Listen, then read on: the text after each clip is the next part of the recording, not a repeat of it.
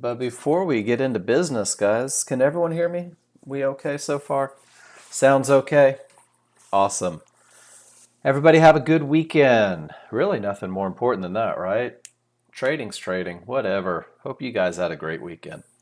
Hope you did something fun. Ron, couple chili dogs, walk on the beach, right? Miss Adriana, maybe little nightlife in Miami. Love it. Miss Debbie hanging out in Dallas. We had some nice weather this weekend. Wasn't too bad. Um, Guys, I'm excited to be here, and we're going to talk just about the same stuff. No kidding, Ron. When I was in my 20s, it was the same thing, but for different reasons. Guys, I'm excited to be here today. I really am. We're going to go through pretty much what we do. Hey, it's raining a lot down there, but it's Miami. I mean, we've got it right now. We had a pretty good thunderstorm roll through last night, but it's kind of nice. I missed thunder when I was in the Pacific Northwest. Guys, we're going to check news today. 10 a.m., we have new home sales. Good morning, Andy. This is a medium impact news. You can see the orange box next to it. And what that means is that we're just saying that we're older and wiser now. Let's go with that. News can move the market. News can create an untradeable scenario. News can create these spikes that are very difficult to trade.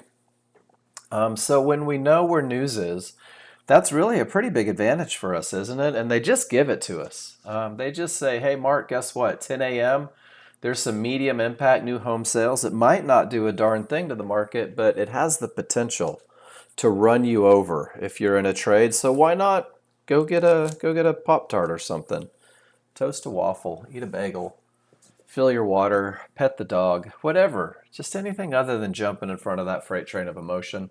So I go through and I look at this every morning, guys, and that is really just my without hesitation.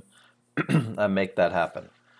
Everything that I'm going to talk about is going to come from this area of the world. This is the Nexgen, t3.com/education page, guys. This is where anything I say that may appear to be intelligent, I have stolen it from this page. Everything that you need to be successful with the software comes straight from this page.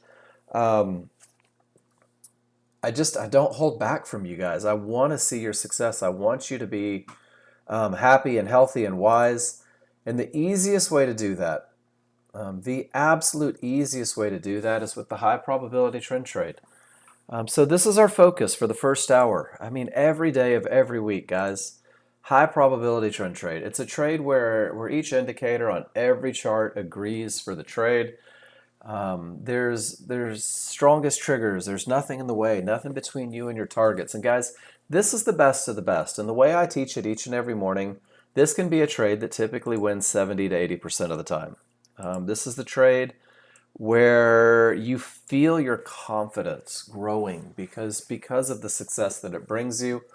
But the most important thing that this trade does for you is it turns you into a chart reader. And being a chart reader, I love the little segue into this. Being a chart reader is 90% of your day. 90% of your day is just waiting for your rules to be met. Lyle had the great question. Hey, Mark, are there times that are better to trade than others? And of course, I gave him the Mark Novak pain in the butt answer that says when your rules are met, and being a chart reader will let you know when your rules are met. Literally 90% of your day, guys. I can't stress that enough. I started watching the market this morning at 6 a.m. Central, 2 hours before this class started. And I didn't get a trade until about 10 or 11 minutes ago, 12 minutes ago. And that was it. And I had to wait almost 2 hours.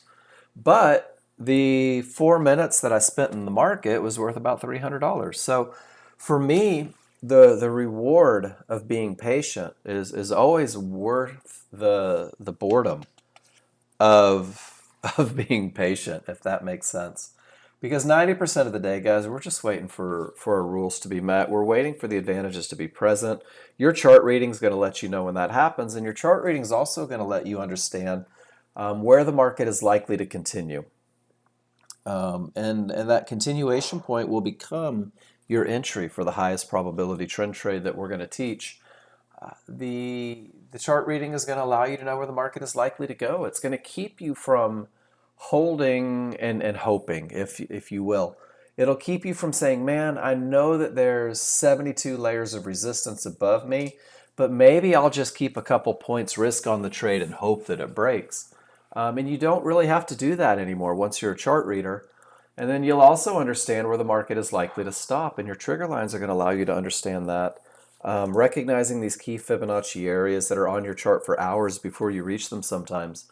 And these three simple concepts, likely to continue, likely to go, likely to stop, your high probability trend trade is going to make you proficient at recognizing them. It's going to make you confident in your chart reads, and that's going to lead you to trade entry precision. It's only when your rules are met that you should be entering trades. And there's really three scenarios for most traders. There's my rules are met, at which point we want to make sure that we never hesitate, right? That we enter that market because there is a statistical advantage. The second one is my rules are almost met, but there's a little problem. And that pulls you out of the high probability trend trade range, guys. That pulls you out of the 70-80% potential winners. And it's really gonna come down to your chart reading as to whether or not there is enough advantage there to take a trade. And then there is everybody's least favorite, which is my rules aren't met. 100%. I don't have what I need to take a trade. And guys, this is where you're going to train yourself to do absolutely nothing. And it's going to aggravate you if you're an adrenaline junkie, if you like to be busy. But it doesn't cost anything to not be in a trade. And you can't look at it in terms of, well, that's money that I could have made had I broken my rules. You have to look at it in terms of, I no longer have an advantage, so I need to sit on my hands. So we're going to talk a lot about this today. We're going to go through it. And then this trade entry precision, guys, that's what gets you to your management. I had a great conversation this morning about management, and I'm going to tell you right now, everybody manages differently. Everybody manages differently. Some people are very loose with their stops. Some people are maybe too tight with their stops. Some people don't even know why they have stops, and it's just fear that moves them. So we're going to talk very much about having a solid plan for entry and then a solid plan for exit. Whatever it is that works for you, make sure that you know what it's going to take to get you out of the market. And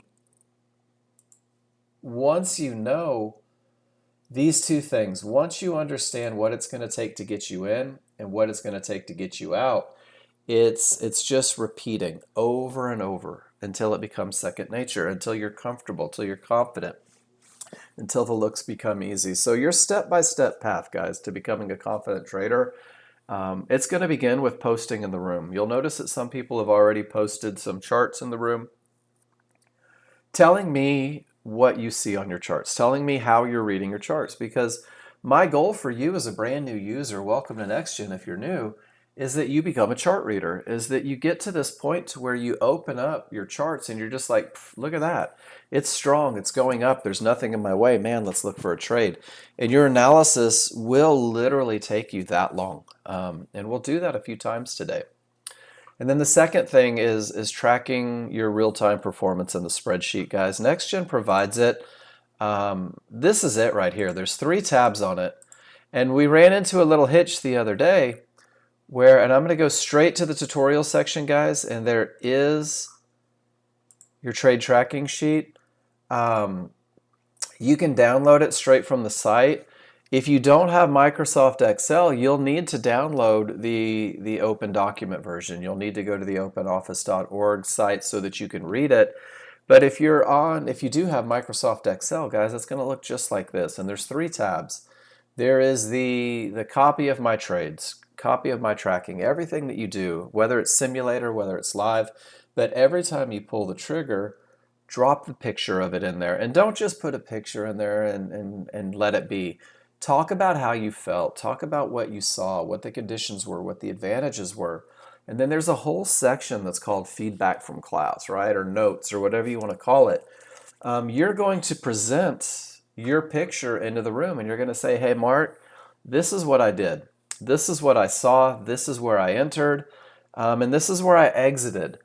Do me a favor, Mark. I'm in this classroom because I want to be a better trader, because I want to be a better chart reader. Will you please give me feedback on what you see? Did I read things correctly? And guys, every time that I read your charts, I'm reading it looking for advantages. I'm reading it and I'm reading it to identify the terms that you use. Are you identifying conditions correctly? Are you identifying advantages correctly? Are you overlooking disadvantages? So we're going to talk about everything that you see, and then you're going to get feedback, and you can drop it into the notes section. And then the most important thing that you can do, and I do firmly believe this, is go back tomorrow. So whatever you did today, go back tomorrow and look at it, and ask yourself what worked and what didn't work. Because what works is what we want to repeat. And what doesn't work, we need to know if it didn't work because it's just part of that cost of doing business. Everything was perfect and it just didn't work. We need to know if it didn't work because maybe you were breaking rules. Maybe you're trading indetermination conditions or not having momentum. And you're going to also ask yourself what felt easy, because trading should be easy. Trading should be effortless. Trading is like, I don't know, it's like dancing, if you will. The market's going to lead, always. And if you just follow the market, then you look pretty cool out on that dance floor. But the second you start to force to fight that market, that's when toes get stepped on. And unfortunately, we're the recipient of the toe stomp, and that's never a good thing. But every morning, studying what you did yesterday is going to set you up for success. It's going to set you up to have a better today. The second page is your favorite looks. So I want you guys just right now to commit to at least 15 to 20 pictures a day. 15 to 20 pictures, annotated charts talking about your chart reads. And every time you take a trade or you go back and you study a picture of maybe the perfect long, I'll click on it right here. And this perfect long in my spreadsheet, and of course it's going to take its time, is the strongest trigger look that we teach and the clearest path that you can have and the perfect entry that limits risk and maximizes profit potential. And this picture is such an outstanding look, and it's just a pattern, guys. That's all it is. But what you're going to do, where the heck is my spreadsheet? There we go. Is you're going to drop it in here and you're going to say, this is the trade that I never want to miss. This is the look that I'm going to commit to. This is exactly what my chart should look like if I'm going to pull the trigger. And once you get to the point where you begin to trust these looks, you find that you don't hesitate when the advantages are there. And then that's what this third tab, this is where I've done an awful lot of work for you guys. And you guys have done awful lot of work for this page as well, presenting in class. But I have liberated your pictures from the room and I've dropped them into the spreadsheet. And there's about 300 pictures of Nexgen users really doing outstanding things with the software. But all of these pictures revolve around advantages. They revolve around momentum or the perfect entry or taking maybe medium probability trades in the absolutely best fashion. There's also pictures of the high probability trend trade entries, excuse me. If you are a NASDAQ adrenaline junkie, and you're working on trading the NASDAQ, there's a lot of great stuff for you guys here in the NASDAQ section. There's a very mechanical management for the beginners. And then there's the pictures of taking management to the next level from the beginner plan. And this is what you're going to do, guys. There's patterns that repeat themselves. There's a whole section dedicated to termination conditions. But my hope for you, if you will, is that you turn your page, the favorite looks page, into a page that resembles mine. And hopefully you go beyond this, right? Because we're in a marathon, guys. We're going to be doing this for the rest of our lives so that we never have to go to work again. So the more you fill this out, the more pictures that you take, the easier everything becomes. And that kind of gets you to the second half of this path. We're going to learn the trigger line and the Fibonacci rules for when it's okay to trade. I'm going to talk about the high probability trend trade. I'm going to present the rules. I'm going to talk about the advantages that they offer. We're going to define the looks, and really, hopefully, remove any doubts at all about what it looks like to get into one of these trades. So you guys are able to simulate in your demo as you learn the software, as you practice. And simulator, for some of you guys, have this BS fantasy. Well, I can't really learn if it's not live. Mark, if I'm not sacrificing my own money, how could I possibly learn a lesson? Guys, that's like saying that the driving range or the batting cages are ineffective to make you a better golfer or a better baseball player. The reality is simulation is practice. And the idea is that you practice the way you want to play. You practice perfectly so that you can perform under pressure, so that you're creating muscle memory. Practicing the wrong trades. We all love to get simulator millionaire, right? Man, look at all the money that I made on simulator. It's not real. I can't pay my bills with it, but I really made that P&L go up by getting lucky, by breaking rules, by taking chances. And there's no doubt in my mind that all of those shenanigans are going to result in actual real world millions. But that's not really the case, guys. Typically, you're setting yourself up for long-term failure. So practice the way you want to play. We're going to simplify. We're going to look at a high probability trend trade extensively. And then we will work a medium probability trend trade in there as well. And that just means that most of your indicators line up for a trade. However, a small issue exists. An issue is singular. And your ability to read charts that you learn in the high probability trend trade is going to allow you to identify that issue. This is typically going to be where you need to manage a little more aggressively. Your ability to read charts will allow you to manage more aggressively. You're going to have to identify trouble spots through chart reading. You may take quick profits, get to a zero loss level. But if you simplify, if you really keep it as basic as you possibly can, and you focus 20, 30 days, not on making money, and this is for somebody that said they just want to make money. Focus on the process that yields the results. Focus on the patterns that create the wealth. Focus on having the rules met. And if that's all you're looking at, guys, your rules are going to provide a statistical advantage, and that statistical advantage is going to be the process that yields results. So focus on the rules, guys. Focus on the patterns, and understand that it doesn't have to be difficult. And honestly, the market couldn't care less if you want to make money. The people on the other side of your trades are hoping that you make wrong decisions so that they can make the correct ones. So we want to be going with the people. Remember, this is just a dance. So this is your high probability trend trade. 3 rules. That's it. 3 rules. Each rule gives an advantage. So the first rule says that your large chart needs strong trigger lines. That's going to give you the advantage of momentum. Your second rule says there's no termination conditions, none of those likely to stop areas. That's going to give you the advantage of a clear path. And then the third rule defines your entry point where the market is most likely to continue, and that's going to give you the advantage of an entry area that allows you to reduce risk, that allows you to maximize profit potential. And a trade isn't hoping that the market goes up or having a feeling that it may go down. A trade is momentum plus a clear path plus an entry area. And for the brand new user, if you allow it to be this simple, you're going to have something to do on the side while you wait for it to set up, but it's going to increase the likelihood of success. And those 3 rules happen on only 2 charts. And I've put my little pointer below the most current bar on the large chart because the large chart is going to define direction, momentum, and areas. And it's going to do it with 1 bar. The most current bar is going to tell you everything you need to know about whether or not it's time to look for a trade. And if the large chart has momentum, rule number 1, and the large chart has a clear path, rule number 2, well, then we're going to go to a small chart. And the small chart is going to refine what is a broad stroke of a brush, that slow-moving train that the large chart is. And it's going to pinpoint your area for entry. And this is going to reduce risk, and it's going to maximize your profit potential. And that's where rule number 3 comes in. So 2 charts, 3 rules, and I'm going to show you why we do the 2 charts, because I think when you have this visual in your head, it helps you, or at least it gives you a little bit of a warning.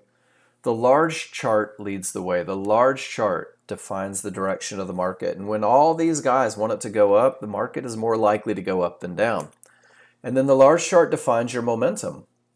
And the momentum is really an accumulation of every one of these guys buying or selling the market. And there's just no reason to fight that. It's so much easier to go with it. It's like a lazy river, right? These circles represent every pina colada stop on the way. It's nice and easy. And the large chart is also going to react to these key Fibonacci areas on the charts. They may buy, they may sell, they may exit, they may enter, and they may just fight, because there's always 2 large crowds. There's a buying large crowd and a selling large crowd. Our goal is to be in with the one that's winning. And then once we let them do their thing, there's always a small crowd, and you guys know who they are. They love to fight direction, and they love to fight momentum, and they don't care about fighting areas. And the small crowd typically gives us a little shove. And that shove is going to take you guys to your perfect entry, right where the market is most likely to continue. So we're going to explore these 3 rules. We're going to look at them, guys. I really want you to ask questions. If you're unclear on a concept, ask a question. Last week, a lot of people got brave and they started asking questions that they've been meaning to ask for a while. And I think a lot of people walked away with a much better classroom. So we're going to start on the large chart. The only way to have strong triggers, that's rule number 1. Large chart must have strong trigger lines. The only way for that to happen is if your trigger lines match the direction of the market. So if the background is green, the market's going up, the large crowd wants it to go up, we should only be looking for rules to be met for high probability trend trades long. And then of course, if the background is red, the large chart is down, we're only looking for rules to be met for high probability trend trades short. Guys, that one little trick is going to keep you out of a lot of problems. In order to have strong triggers to the upside, both small and large triggers must be green. Your small triggers are these solid lines. They are the faster of the 2 trigger lines. Your large trigger lines are the dashed lines. These are the slower of the 2. And guys, strong triggers is universal. It doesn't matter what chart you're looking at. It doesn't matter what time frame it is. If you have strong triggers, you have momentum. So small triggers up, large triggers up. Both are wide and angled in the direction of the trend. And then it's the space that's created between the small and the large. It's that gap, like scissors that have just opened. This lets me know that the odds are favorable for the market to continue up. In a downtrend, small triggers must be red, large triggers must be red. The space between the 2 lets me know that the odds are favorable for the market to continue down. And you're going to hear this as odds favorable momentum. Like every day you're going to hear odds favorable momentum. And then Haji, I saw your pictures from last week. We are going to address those without a doubt. But this is a large chart look. And this is your best of the best, guys. This is strong triggers. Strong triggers carries the market in the direction of the trend. Strong triggers can break key Fibonacci areas. Strong triggers can even cover the mistakes that some of us make as brand new users.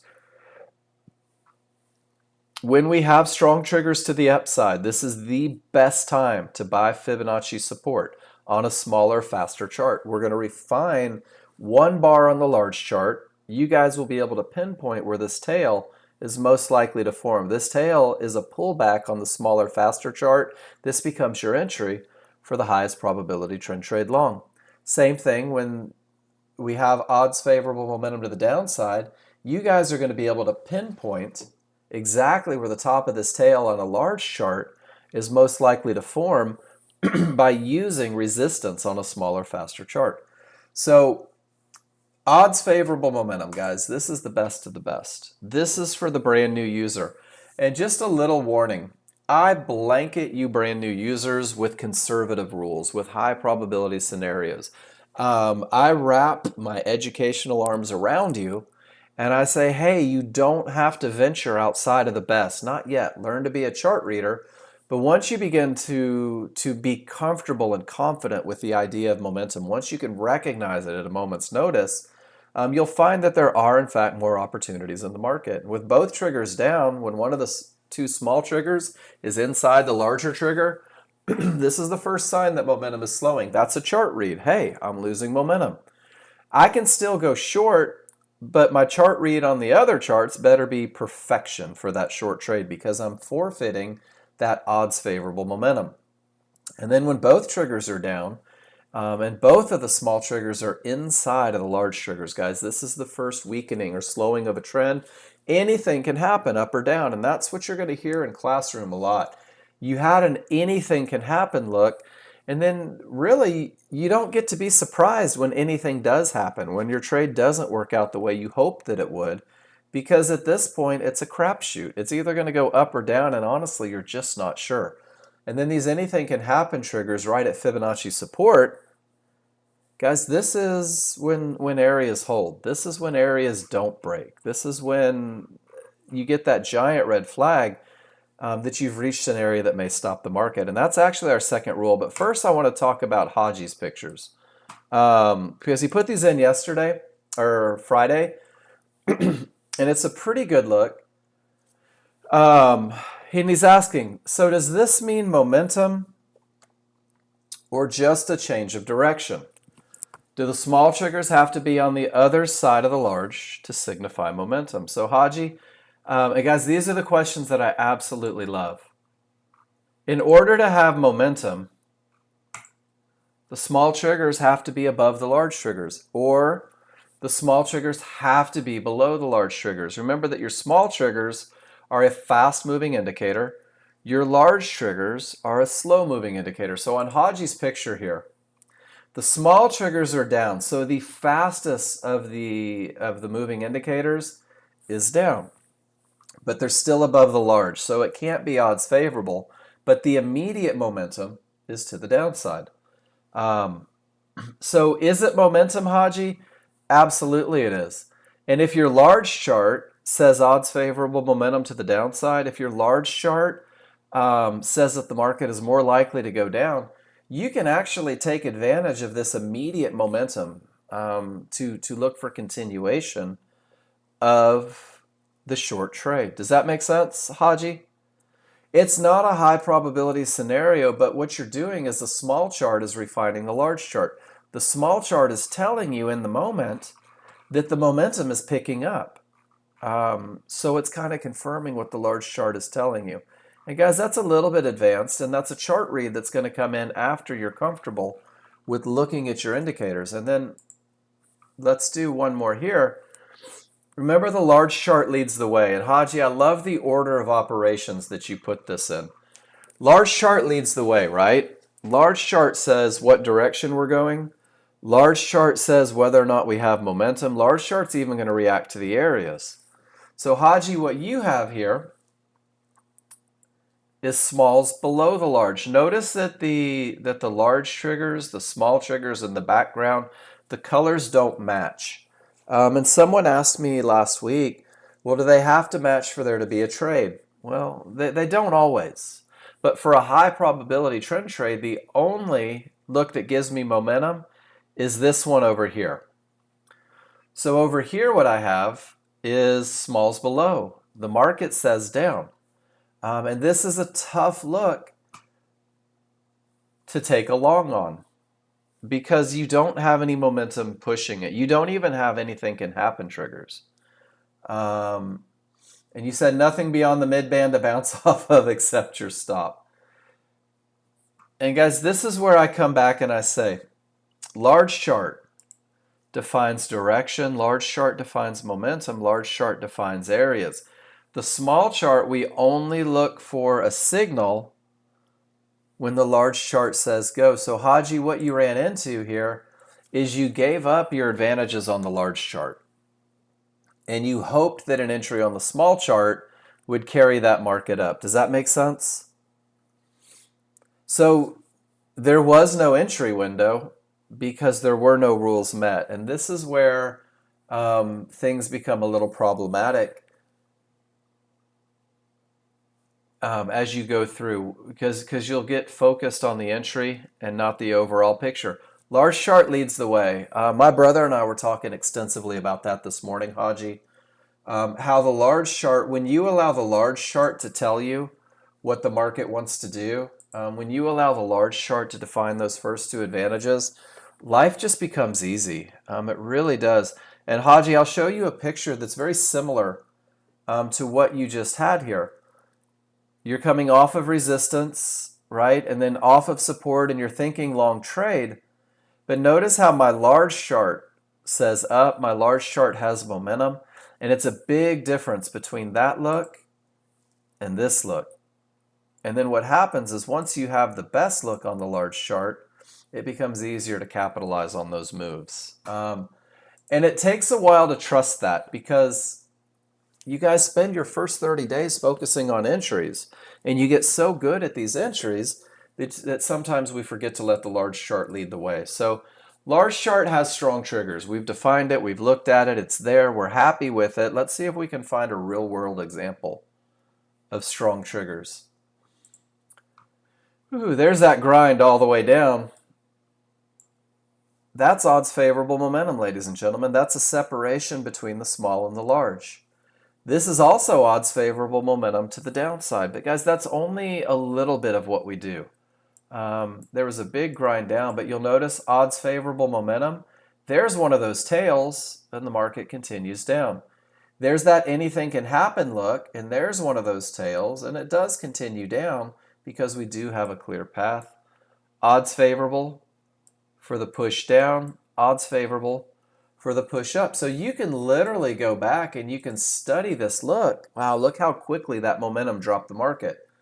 You can go back and study that look. You can take pictures of that look. You can annotate charts with that strong trigger look, and you don't even have to take a trade to do it.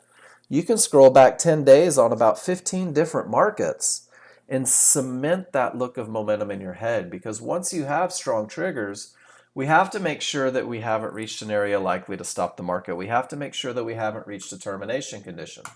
Once again, the large chart's going to define areas. Areas are lines on charts. And I think that's the easiest way to do it. When I think of areas, I think of horizontal lines on my charts. And the areas that may stop the market, guys, the areas that may behave as termination conditions are going to be blue Fibonacci support and red Fibonacci resistance, yellow 1-to-1s. It can be the cyan and magenta divergence lines. We'll also look at 3 divergences in the same location, and even large chart midbands if those large triggers, that slow moving average is a full bar away. What I want you guys to know about these areas is that these areas are where decisions are made. These areas are where the large crowd may enter, where the large crowd may exit, where the large crowd may fight with one another for supremacy. We know about these areas long before we get to them, and we're going to use a simple comparison of the area itself and the T3 trigger lines, the same trigger lines that give you momentum. And the lines can cause trouble, and we'll use the trigger lines. Remember, horizontal lines can cause trouble.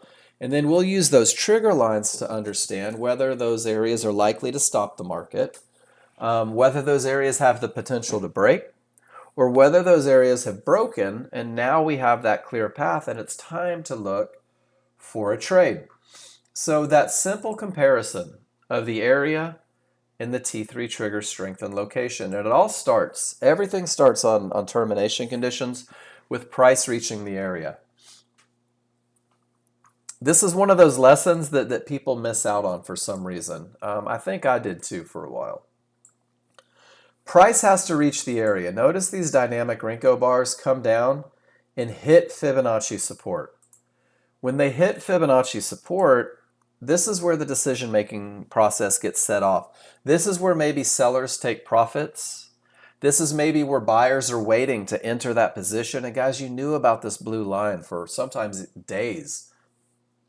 But when price reaches an area, check your trigger lines. And if they're not below support, don't take any more trend trades short on that small chart. And it can be that easy. And I want you guys to write down on a piece of paper in front of you, I don't know what the market's going to do. But if price reaches an area and the trigger lines stay above it, price is likely to stop. It's likely to reverse. It's likely to create an untradeable bounce.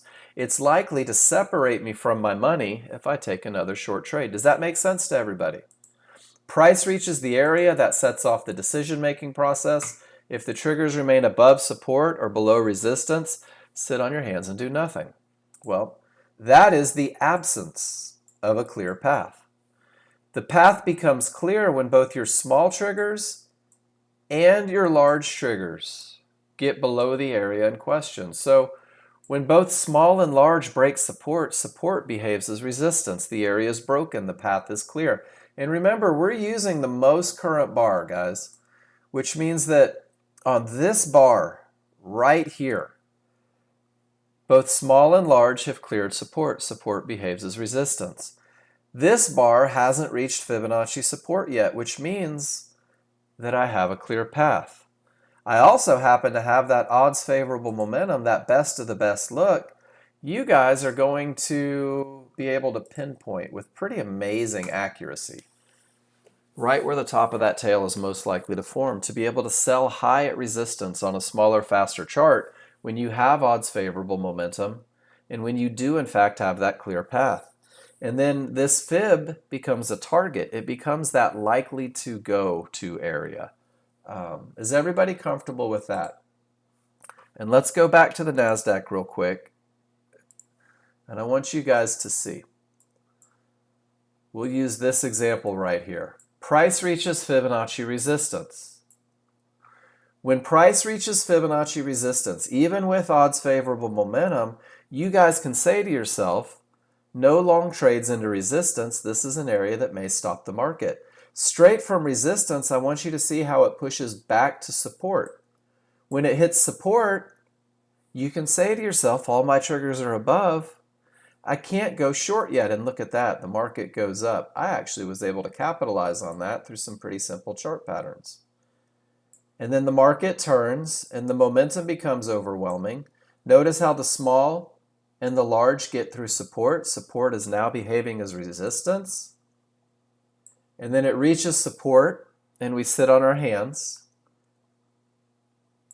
And look at, as the triggers come back, we get a pretty good bounce. Large triggers never broke the area. Guys, this is what I want you to see. The large triggers never broke the area. The area was never a clear path to the downside. And look at the reaction straight up to Fibonacci resistance. The smalls are through and the large never broke the area.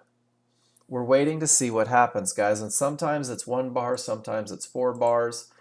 But the idea is that you guys understand when the path is clear. You guys understand when things are good for you. And now we're going to see one more look, guys. Can you give me a Y in the room if you're with me? Both triggers through.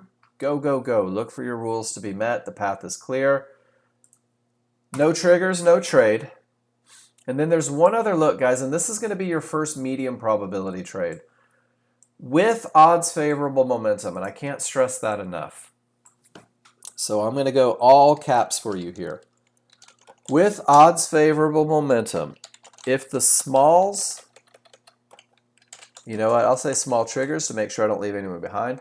If the small triggers absolutely smash through the area, 2 to 3 points worth,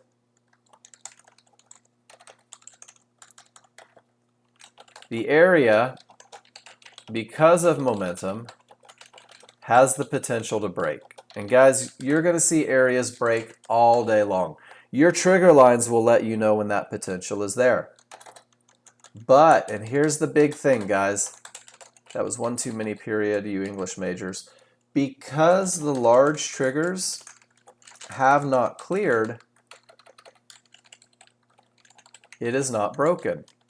And if it's not broken, it's not a clear path. And if it's not a clear path, rule number 2 is not met. So if you're a high probability trend trader only, that means no trade. because it's no longer high probability. And you're going to see this look a lot, guys. You're going to see this, what we call a 50-50 look. 50% of your triggers are through and 50% of your not. Now I'm going to give you a very solid plan to help you understand when it has a higher potential to break. But if you go back to the live market and you look at that NASDAQ, you can see that the potential doesn't guarantee.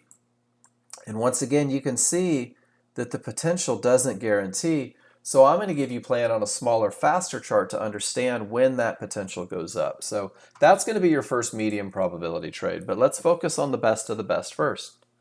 Price reaches Fibonacci resistance. Absolutely no triggers break. There is no trade for the brand new user. There is no long trade because you've reached an area behaving as a termination condition. From that area, price pushes all the way down to the mid-band, all the way down to support, guys. And not only are all the triggers above, but your large triggers remain more than a full bar away. We call that the gap theory. When price reaches an area and accelerates away from these large triggers, the large triggers, it's like a vacuum, and it's a sucking noise as price goes back to those triggers more often than not. So when you reach that Fibonacci support, when you reach a midband, when you reach yellow 1-to-1s and the large triggers are more than a full bar away, absolutely no shorts. Not only is it a termination condition, but it's a termination condition with the gap theory in play. This is what lets you know that the midband is a termination condition. So we can't go long and we're being patient, and the market pushes all the way down to support and we can't go short and we're being patient, and then it pushes back up to resistance and all the triggers are below. And we know that that's a termination condition. And I want you to see something, and this is a pivot stop out, and I'm mentioning this because I've already seen one misannotated chart. So let me take a picture of the picture. This negative number, this magenta line printing off the top, and I can't stress this enough, this is drunk fingers. This is nothing more than a loss of momentum. A divergence line is not a termination condition. Because what happens, guys, is price goes up and forms a pivot, and about that third bar down, if there was a loss of momentum, this magenta line prints. Price creates this line. It does not reach this line. Can you guys give me a Y in the room if that makes sense to you? It's the loss of momentum at the pivot that creates the line. This line is not a termination condition. The only way for it to be a termination condition is if price reaches that divergence high. And now it fits the rules. Now it's a termination condition. Just a loss of momentum, now a termination condition. This termination condition turns into what we call a pivot stop out. When price trades above the divergence line, the triggers remain below, and then it trades back below.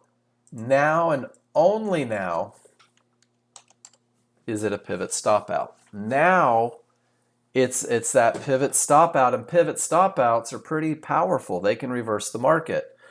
Pivot stop outs, when they happen at resistance or support behaving as termination conditions, guys, this adds power to the top.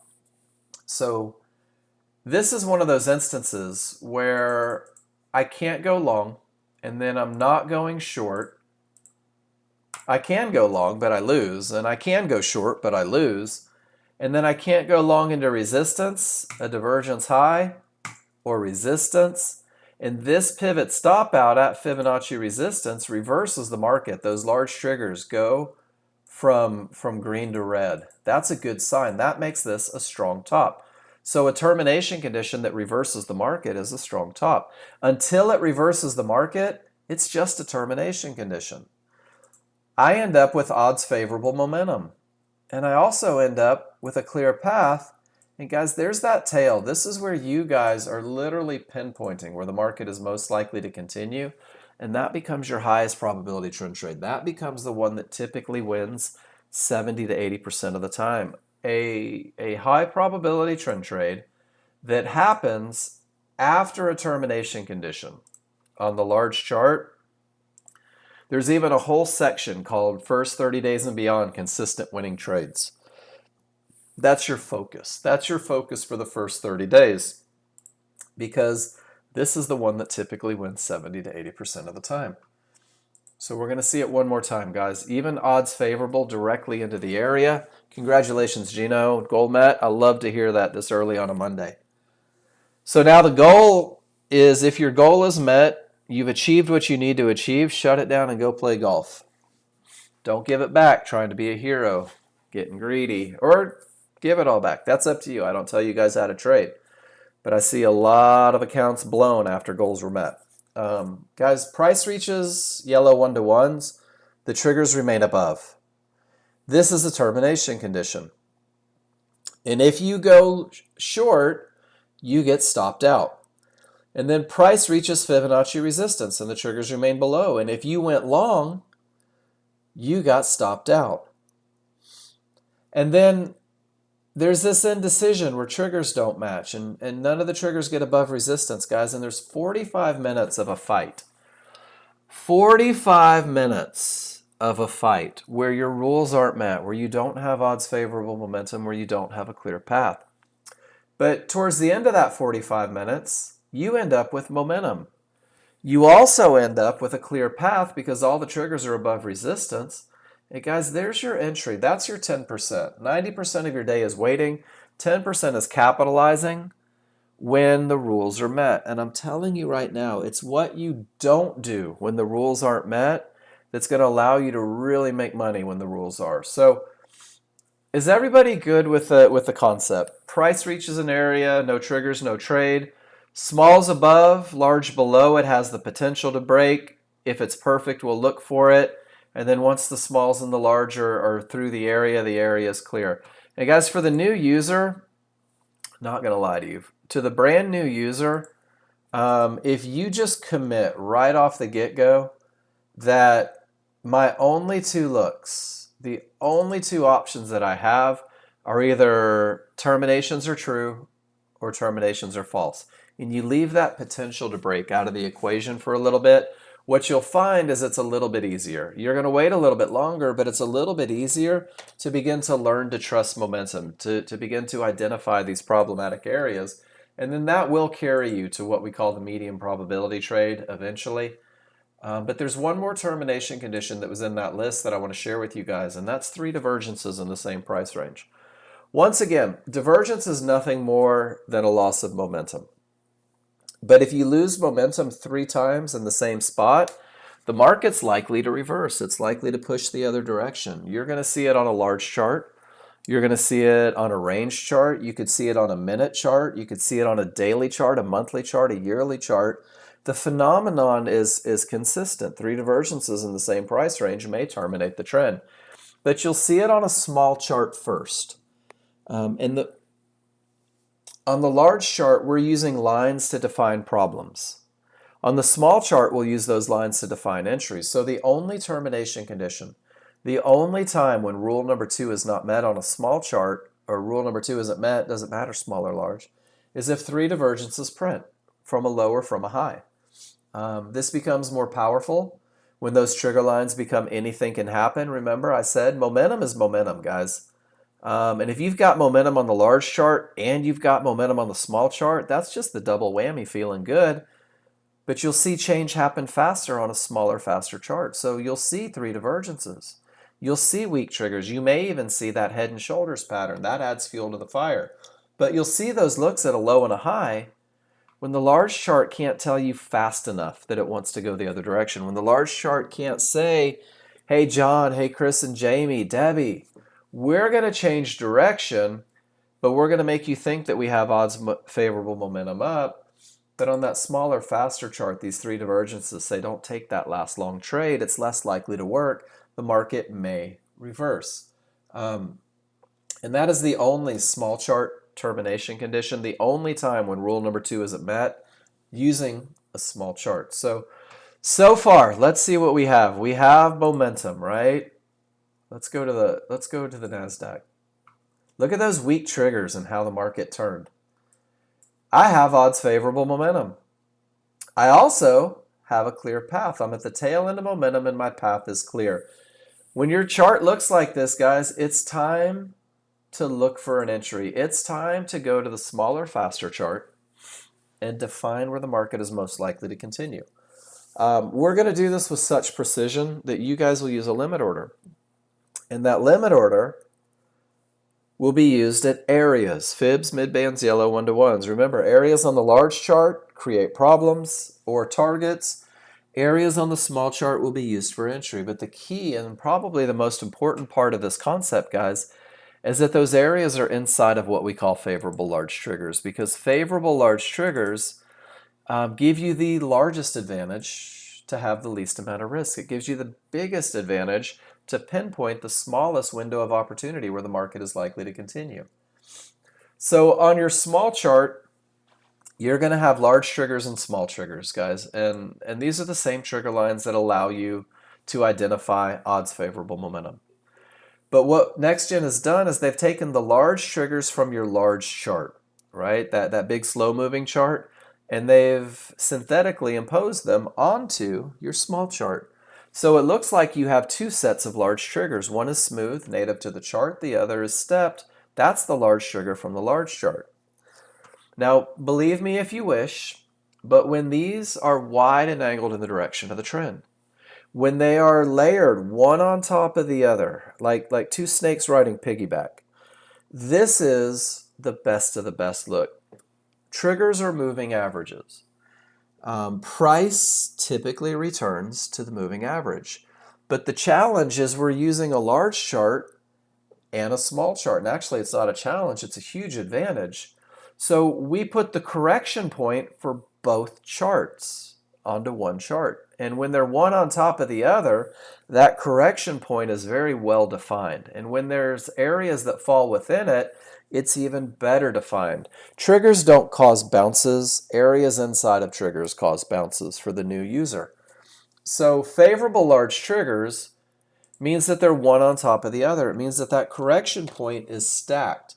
And then the opposite of favorable large triggers, you're going to hear it in class a lot, is what we call split triggers. And let me find a picture of split triggers.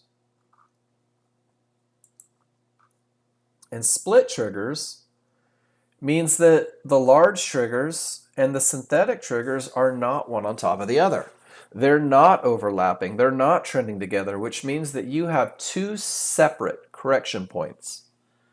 And if you have two separate correction points, you're kind of guessing where the market is most likely to continue, especially if you have areas inside of both sets of triggers. So for the brand new user, once again, keep it simple. Keep it focused. Allow it to be a limit order at an area inside of favorable large triggers, because the large chart told you that it was going up.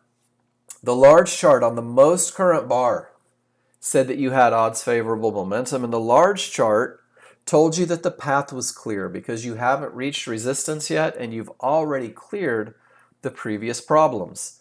The large chart says you have momentum and a clear path. Let's refine it. Let's go to a smaller, faster chart. Refine that broad stroke of a brush. And guys, when the large chart says everything is going up, you're going to be able to buy low. You're going to be able to use a limit order at Fibonacci support inside of favorable large triggers to get in where the market is most likely to continue. And when everything says down, you're going to be able to sell high. You're going to be able to sell high at Fibonacci resistance inside of favorable large triggers and take advantage of the momentum, the direction, the clear path. And I think that the language is so important inside of favorable large triggers because it's going to minimize your risk and maximize your profit.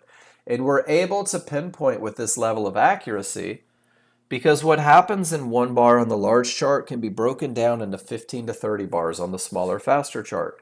This one bar that says down, the bottom of it is the beginning of your pullback to an area inside of favorable large triggers. The top of that one bar, that tail or that wick, should be an area of resistance inside a favorable large trigger. So I'm not identifying on the large chart my entry. I'm taking the smaller, faster chart. I'm getting a pullback to an area inside of favorable large triggers, and I've got increased profit potential because I sold high. I'm going to have reduced risk because I sold high. So when everything's going up, I have to let that small crowd do their thing. You guys remember when we said that the small crowd creates a push? When the large chart says go, there's these yahoos that give a shove against everything going up. We take advantage of that, and we see the beginning of their fight with a reversal bar. The reversal bar signals the beginning of a pullback. A pullback is a small retracement in price counter to the underlying trend. At the time of the reversal bar, the first thing for you to do is identify your favorable large triggers. Your large and your synthetic, they're up, they're in the direction of the trend. They are flowing one on top of the other. And guys, you know that there has to be areas inside of it because your rules say buy or sell a pullback at an area inside of favorable large triggers. The reversal bar is not your entry signal. Hitting the triggers is not your entry signal. You're going to identify fibs, midbands, yellow 1-to-1s inside of favorable large triggers, and this is going to identify the point where the market is most likely to continue. This is going to identify your entry point, and you create what's called a window of opportunity from the highest point to the lowest point. And then all you have to do is activate a limit order a tick or two above that highest point of support, and this becomes your entry for the absolute positively highest probability trend trade that you can take. Go in the other direction, it looks exactly the same. You wait for the reversal bar to start the pullback. At the time of the reversal bar, you identify your triggers. Are they wide? Are they strong? Are they overlapping? Find the lines that fall within. In this case, it's nothing more than a midband, which means that your window of opportunity is literally one tick wide. You're going to activate a limit order a couple ticks below it so you don't miss out on all that momentum to the downside. And guys, it's either going to hit it or it's not. Things that new users worry about. But Mark, there was a divergence. Doesn't matter. 3 divergences on the small chart kill a high probability trend trade, not 1. But Mark, my small triggers turned against me. The colors don't match. That's okay. Momentum is defined on a higher time frame. The only thing that the small chart is for is entry and then eventually management. And when you put the two charts together, it looks like this. The large chart says strong triggers. The large chart says clear path. I'm not waiting for a tail to form to enter. I'm looking for a reversal bar. At the time of the reversal bar, I identify the areas within. I've got a fib, I've got a midband, and I'm activating a limit order right at the top. And I want you to see a couple different things. If I enter on the reversal bar, I probably get run over. If I enter at the triggers rather than the areas within, I probably get run over and I exit right at the perfect spot. But if I wait for the areas inside of favorable large triggers, guys, I've got the most amount of room to get to that Fibonacci resistance. I have the least amount of risk because once you understand where the market is likely to continue, you can clearly define where it shouldn't go. Outside of that window of opportunity, beyond that window of opportunity. And this is where I break the hearts of so many new users. Guys, you're going to take losses. Anything that wins 70 to 80% of the time, mathematically obligated to lose 20 to 30% of the time. Losses are a normal part of a positive equity curve. Losses are a cost of doing business. And here's the key, and I think this is so important, is that if you have odds favorable momentum, if you have a clear path, if you entered at the area where the market is most likely to continue, well, then you know that that was more likely to win than lose. You know that you had a statistical advantage, and you have to be willing to die in this trade. You have to be willing to put your stop where the market shouldn't go and allow it to get hit if that's the will of the market, because the will of the market doesn't bend to us.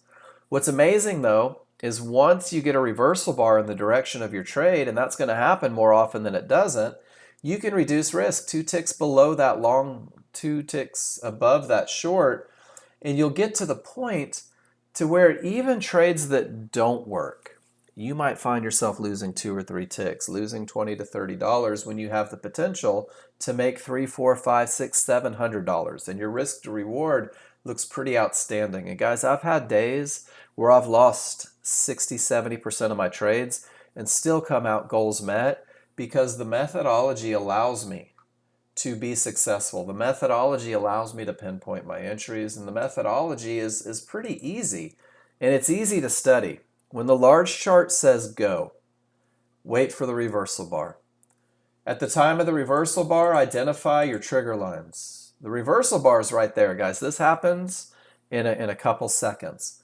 Once you see your trigger lines, find the areas within. This is where the market is most likely to bounce. And because the large chart has odds favorable momentum and a clear path, all you have to do is activate a limit order right at the bottom of the window, a tick or two below. And at this point, pray if that's your thing, because you're not in control. It's either going to go without you, or it's going to pull back and it's going to reach your limit order. And if it does that, you're in a trade with odds favorable momentum. You're in a trade with a clear path. You're in a trade from an area where the market is most likely to continue. And guys, this is your first 30 days with me. Your first 30 days is designed to have you identifying advantages. Notice that price reached resistance and not one trigger line broke through. You'll also notice that there's multiple divergences in the same potential area. News in a minute. Thank you, Adriana. Can you guys give me a why in the room if you see how this termination condition stopped the market cold? If you go back and you start looking at these, you begin to trust them. And I'm telling you right now, guys, everybody wants to be a millionaire. Nobody wants to put the work in to become a millionaire. And that is one of the biggest problems with learning to day trade, is you'll get out of it what you put into it. When you start to recognize odds favorable, clear path, you'll get to the point to where you just can't wait to see if there is a pullback on a smaller, faster chart. I just circled that tail, and guys, it pulled right back to resistance right inside of trigger lines. You guys see it? If you went at the triggers, you might have gotten run over. If you put your entry at the highest point of resistance instead of the lowest point of resistance, you missed the trade. But if you just trusted that with this look, that's the most likely outcome, and you go back and you start circling them over and over. What did this one look like? Let's take a look. Oh, I just crashed my Ninja Trader. Guarantee it. Nope, it didn't. Damn it. There it goes. Guys, drawing on Ninja Trader is a horrible thing. Sorry I said damn it. But I need to bring that back up. But the idea is that what you've done is you have identified where the market is most likely to continue. You've put yourself in a position to be able to recognize the best of the best. You've gotten yourself to a point to where, without hesitation, you are entering the market because you know you have a statistical advantage. So the thing that I do for new users is I give you a plan. I give you what's called the KISS plan. And the KISS plan is the beginning. The KISS plan is the stepping stone in your learning journey. And it's designed to optimize your chances of success with the high probability trend trade, with that 50-50 trade, that medium probability trade. And here's the kicker, guys. Through study, through simulation, through class feedback, through constant practice, you're going to create a plan tailored to your personal goals. And that plan is going to come about based on your ability to read the indicators. So some of you are going to see momentum trades easier than you see a high probability trend trade. Some of you are going to see HVA trades. Some of you are going to try to become counter trend traders, and that's okay. Guys, you can do whatever you want. But this specific plan keeps you focused. It was medium impact, Cav. It won't always, but at least you knew that it had the potential to. This simple plan is designed to optimize your chances of success, guys. Confidence comes through the memory of success. That's the easiest way to put it. So your simple plan for consistency says don't fight the large chart.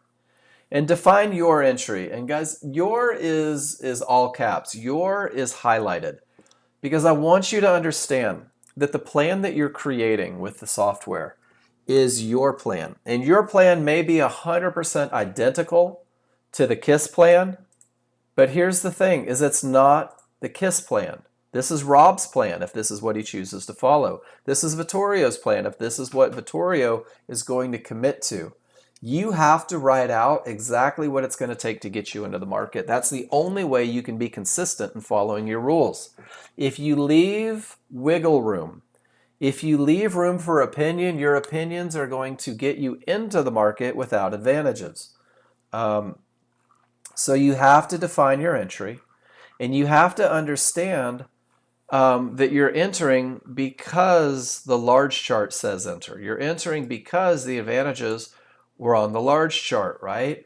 Getting in at the area inside of favorable large triggers isn't advantageous without momentum. It isn't advantageous without a clear path. So make sure that you're giving yourself the best chance of success by embracing those rules, by speaking to yourself in terms of the rules, by defining the perfect entry, because the perfect entry sets you up for manageable trades, guys.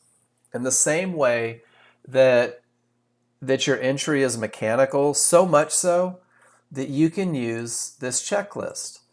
Are my rules meant for an entry? Guys, this is what I want to see you writing on your chart. Did I have a good top or bottom? Did I have odds favorable momentum? Did I have no termination conditions? Was there an area inside of favorable large triggers? I've never had anybody mark yes to these and do worse than 70%. I'm also going to give you the exact same checklist, but this one has pictures of everything that the rules mean. What do they look like visually? You have to know so they become easy. This is a termination that reverses the market. This is a good bottom. This is odds favorable momentum to the upside. This is odds favorable momentum to the downside. This is anything can happen triggers. This is an area likely to stop the market. This is an area with the potential to break. This is an area that's already been broken. And here's my windows of opportunity, guys. If you can't get these basic concepts in a matter of seconds, if you can't look at the live market and say, I have weak triggers but a clear path and I don't have any areas inside of favorable large triggers, this probably isn't my trade, that quickly, well, then you need to go back and you need to take more pictures. You need to take more pictures of momentum until you can identify it in a second. You need to take more pictures of clear paths and termination conditions so that you can identify it in a second. And what you'll find, guys, is what you see 30 days from now will blow your mind, because it's that repetition that's going to get you where you need to be. It's that repetition that's going to create confidence. So the KISS plan is designed to get you in at the right spot. The KISS plan, I'm going to find it here, is designed to identify your entries. And then once you're in, your management can be just as pragmatic, just as methodical, just as opinionless as your entries, because it creates advantages, guys. So your mechanical management plan, and don't forget the magical phrase, you will craft a plan tailored to your personal goals based on your experience reading the indicators. Your management will change dramatically. But your initial management plan is 100% predicated on the idea that the only reason you're entering is because the rules are met. So you're in at the lowest point of resistance inside of favorable large triggers, which means that your stop goes where the market shouldn't, beyond the highest point of resistance inside of favorable large triggers, and give it a little breathing room. We're good, but we're not always to the tick good. So this is it, guys. You're either going to get stopped out or the market's going to give you one of those reversal bars in the direction of the trend, at which case you'll reduce your risk 2 ticks above it. And then you find yourself in a position where there's nothing else to do. You're either going to get stopped out, normal part of a positive equity curve, or it's going to go to your first target. And your first target is $100 in the KISS plan. This aggravates you home run hitters. $100, guys. Why is it $100? Because when I have odds favorable momentum, when I have a clear path, it's difficult to not hit $100 with the perfect entry. It's hard to not catch $100 profit. And this is the confidence, guys. This is the success. This is you putting $100, simulated or otherwise, into your account, and they can't take that from you. It's yours. Well, they can take it from you if you leave your stops in ridiculous spots. So you're going to go break even. You're going to get paid and you're going to have zero risk on a trade. And again, it's just designed to remind you that the only reason you're short in the first place is because the large chart said that it was likely to get to the next area. But you're not even looking for the next area. $200 in the distance is your second target. And with all that momentum and with that clear path and with the bounce point inside of favorable large triggers, 70 to 80% of the time, this can be your result in the highest probability trend trade. 70 to 80% of the time, you're looking at $300 in profit. And I want you to think about this for a second. If that's the best you can muster is one winning high probability trend trade a day, that's a $1,500 week. And that puts you at a $6,000 month, guys, and that's a $72,000 year on a 2-lot with the absolute most conservative approach to trading that I think you could possibly take. You don't have to have $700, $800, $900 trades to make money as a trader. You have to be consistent. You have to manage your risk, and you have to be willing to get paid when you reach a spot where getting paid makes sense. But eventually, when you fill up your section of the worksheet, you're going to begin to recognize that odds favorable in a clear path loves to go to the next area. That odds favorable in a clear path is a reason to hold for bigger moves. Odds favorable in a clear path creates this statistical advantage. The market's likely to go beyond $200. So it's going to allow you to begin to hold, to move for these bigger trades, because your ability to read indicators, your chart reading, has gotten you to a point to where you crafted a plan tailored to your personal goals. But do you know what is a horrible plan? And I'm going to show you right now. Is if you're in a short trade and you reach a termination condition, but you hope the market will continue down. If you're in a short trade and you reach a termination condition, even if you got in here, and you said, you know what, the background's red, I sure hope it goes to the next area. I hope it goes down to that fib. You don't have momentum or a clear path. And what you're doing is you're abandoning your indicator reading and you're focusing on your gut. Rob, when I have odds favorable momentum and a clear path, more often than not, that market's going to make its next area. But if I have odds favorable momentum and my large triggers didn't break through the divergence high and my triggers are split and I don't have a clear entry area, the market's less likely to continue that move. But what you'll find is that the market loves to finish a move. And you'll be able to use concepts like when the market doesn't happen at an area and the reversal comes and pulls all the way back to Fibonacci support, the trigger lines say this area is more likely to hold. Why? Well, because the large triggers are way up here and support's way down here. And you'll begin to find opportunities in other places. But if you keep it simple at first, my smalls are beginning to break above the large, but I don't have odds favorable. My small triggers haven't even made it through resistance. I don't have a clear path. Am I willing to activate a limit order right here, hoping that without my rules met, the market continues up? There will be a point where you say, hell yeah, I will, because this no triggers through termination reversed the market, and that's a strong bottom. And this is the beginning of momentum, and I like the look, and I've got the smallest window of opportunity ever. It is worth my money to take that trade. But until you're a chart reader, you're not going to be able to do that. You're not going to be able to look at it in an instant and say, absolutely, I'll take that trade. So in the beginning, waiting for the best of the best is really your best opportunity. So are there any questions about the high probability trend trade? Are there any questions about the KISS plan? Guys, you don't have to follow this plan. You don't have to follow any plan. You can do whatever you want. That's the beauty of this. This is an individual sport. This is not synchronized swimming. Um, this is just you in the market. And there's two choices for you. You can fight everything or you can go with the flow, right? You can trade into lines or you can trade from lines. You can let the small chart lead the way and get run over more often than not, or you can let the large chart lead the way and get on that lazy river of life. So guys, it's really up to you. And my rent gets paid whether or not you fight everything.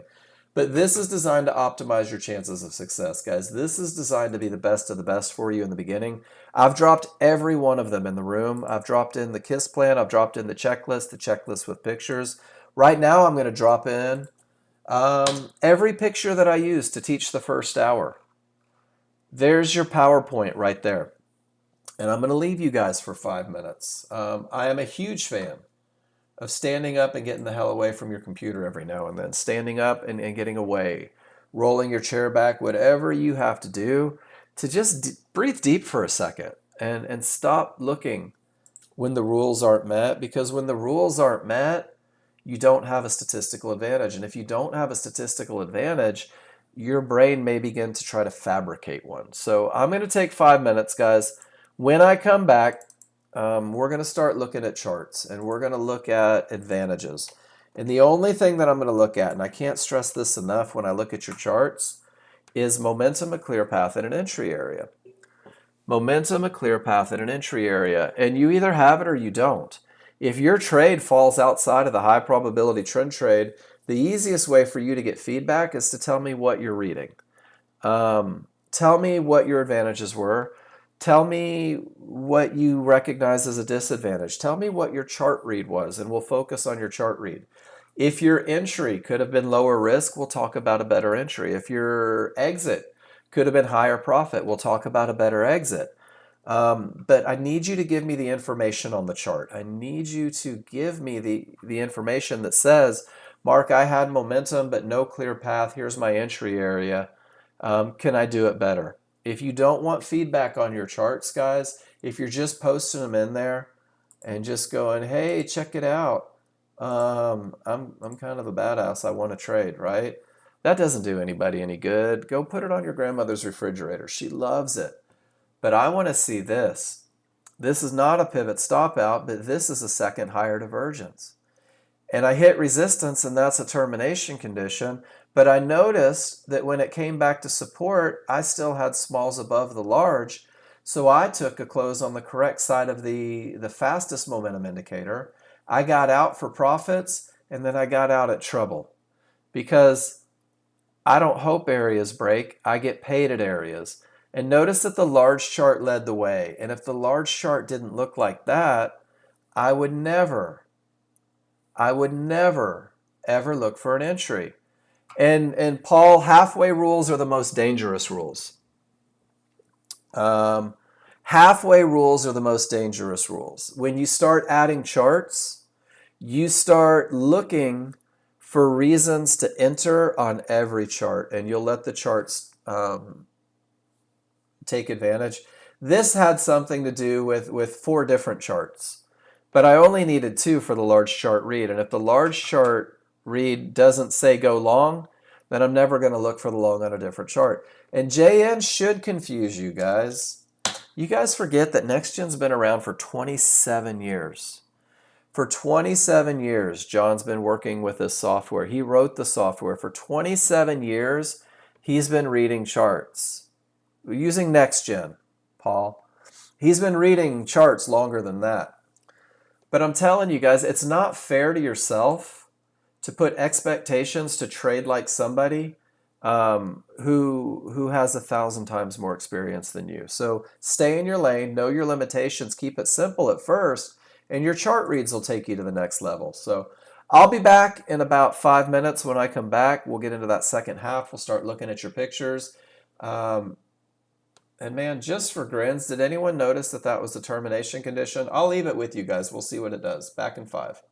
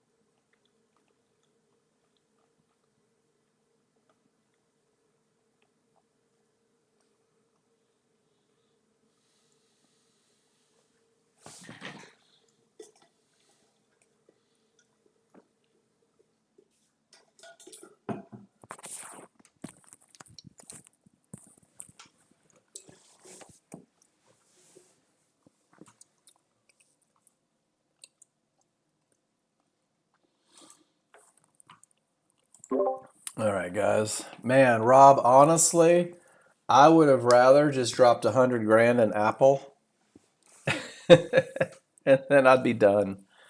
Wouldn't have had to learn anything. Unfortunately, we can't go back in time. Wouldn't it be cool if we did? One day, Mr. Peabody's going to invent that time machine. All right, guys, I want you to see something here. This is how I read a chart. And I'm not saying that this is the way you should read a chart, but this is pretty cool. And let me know what you think. So this is a strong bottom. What does that mean? I'm going to define it. This is a term, no triggers through, reverses the market. That's my definition of a strong bottom, guys. This is what lets me know that decisions were made and it reversed the market. So I go to, we can do this, the background is green. So just for grins, if you're getting good at chart reading, type up. My small triggers are above the large triggers. The large triggers are wide, they're angled in the direction of the trend. So I have strong triggers. I'm literally writing rule number 1 on my chart. I'm pointing an arrow. Mark, I want you to see this. I have strong triggers. And here's what people do.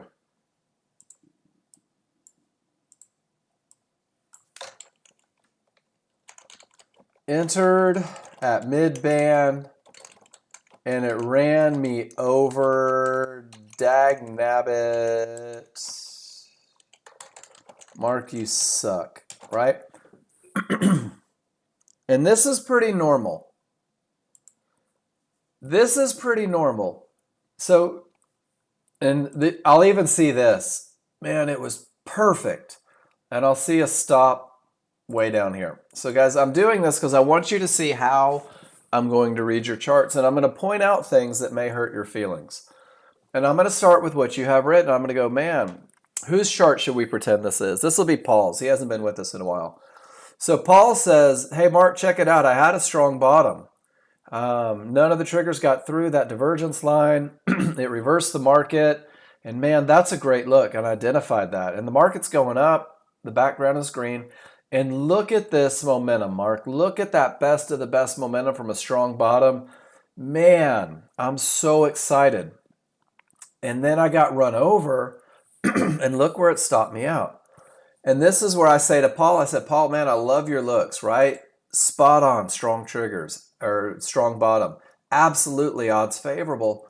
But Paul, one of the things that you missed here, and maybe you just forgot, that a divergence line can stop the market, especially if the triggers don't break through it. That when price trades above that divergence line and then back below, if you go back to the tops and bottoms section, you'll notice that it shows you that same look at a bottom that says don't take any short trades. And then Paul, it also shows you that exact same look at a top that says don't take any more long trades. So you traded directly into a termination condition. And when you did, the termination condition won. And even if you were going to break your rules, even if you were going to trade into this area because of the strong bottom, because of the momentum, it gave you a reversal bar. It said, hey, I'm going to give you one chance to get the hell out of this trade for a small loss rather than a big loss. And Paul goes, whoa, I totally missed the divergence high. Thank you. Now next time I'm going to be focused on that divergence high. But my entry looked perfect, but into the termination, it's not realistic for me to expect it to break because I want it to go up.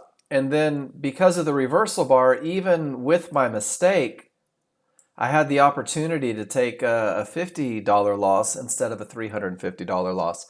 And guys, this is what we're going to do all day long. So when you tell me what you see, we can talk about the big picture. And I'm going to tell you right now that you will omit the rule that you broke when you annotate charts. And I will call you on it, I promise. Because when you omit that rule, I want you to see this. No momentum. Termination, termination, termination, termination. Guys, I don't have rules met anywhere in here. And you've just defined a range. You've defined consolidation. Your rules are keeping you out of that consolidation. So we're going to go up to the top of the room, and we're just going to have some fun today, guys. We're going to look at charts. We're going to talk about charts. We're going to talk about the language on your charts, and everything is going to revolve around whether or not the rules are met, or whether or not you told me enough about your trade. So charts crashed during initial pullback into trigs, decided to take a shot at next pullback to divergence on the 13.2 chart. So this would be one of those instances, guys, where I say, what kind of trade is this? Right? I'm just going to say, so what kind of trade is this? You took a short at a pullback to divergence. What is divergence? It's a loss of momentum against it. Why would divergence work its way into your entry? I don't know. That's what I need you to tell me. So what would I want to see on this chart? Let me show you exactly. This is what I assume is the real annotation. Everything was screaming down. Nothing in my way. I jumped in and hoped it would hit support. So divergence isn't support. Divergence is a loss of momentum. Blue fibs are support. Those become resistance. Yellow 1-to-1s are support. Those become resistance. This is a tiny little loss of momentum in the middle of nowhere on a smaller, faster entry chart. Does that make sense? Giving it the ability to stop a pullback is you're putting a lot of pressure on that poor little blue line. So sometimes I see your charts and Gino, this may not be what it was. But let's look at it even deeper. The market has been screaming down, right? And I love that because we've established a strong moving market. That's like 50 bars in the same direction. And it's just trending down. And there's absolutely nothing in the way. I mean, nothing in the way. The path is clear. The sellers are clearly in charge. Life is good. And the one thing that's hard to see on your chart is that your small triggers are in fact outside of the large triggers. So on your small chart, you do have odds favorable momentum, which I love. So you have a clear path. You're in a strong trending market, and your small chart says, hey, guess what, Gino? We're screaming to the downside. This divergence creates a little fluctuation. The divergence creates just a little push, right?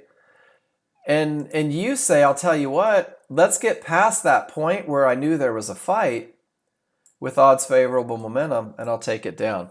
Gino, I love everything about this trade. I really do. The large chart said it was going down. The large chart said that it was a strong trending market. The large chart even said that there was nothing in the way to create a bounce. And because you had odds favorable momentum, it made this a pretty viable shot to catch the rest of the move. And it's not that I don't like the annotation. And let me be very clear about that. It's not that I don't like it. It's your annotation. But how does this give you the confidence to take this trade every time it sets up? How does this reinforce rules that give you a statistical advantage? How does this make it repeatable and trackable and something that you could go back and find 100 times to make sure that it wins more than it loses? And that's the idea behind this classroom. Okay, so it was a one-off. But it doesn't have to be, does it? Because we just defined everything great about it. Does that make sense? We just defined everything great about that trade. So doesn't that stand to reason that when the large chart has cleared everything and has a clear path, Maybe even without a pullback with odds favorable momentum, you can ride that momentum to the problem area. So what you're doing, Gino, is you're creating this opportunity for you to find advantages that will carry you beyond just the high probability trend trade. Look at how strong the small chart is here at 945. And look at how strong the large chart is at 945. And there's not a pullback, is there? But there's a beautiful opportunity to come from a termination with odds favorable, absolutely nothing in the way, to say, you know what? With the bars outside of the smalls outside of the large, I bet you I can make a little money. So I like the trade. I just think that, and Gino, you're at a different point. I'm trying to make the point that your annotation has to tell you how to do it again. Your annotation has to tell you how to repeat what's bringing you success, or your annotation has to identify what's keeping you from that success, because the easiest way for you guys to get to where you want to be is to go back and study what you did.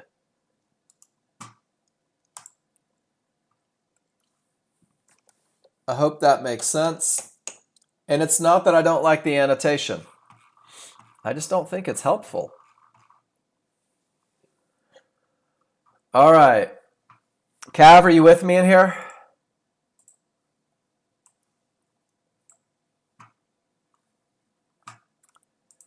Is it a pivot stop out? I know we've been working on this one a lot. Oh, Gino, I love it. I like the trade. Don't get me wrong. So Andy says yes. Cav says yes. And guys, this is where I respectfully disagree. What is a pivot stop out? Let's take the big picture here because we've got 32,000 of them.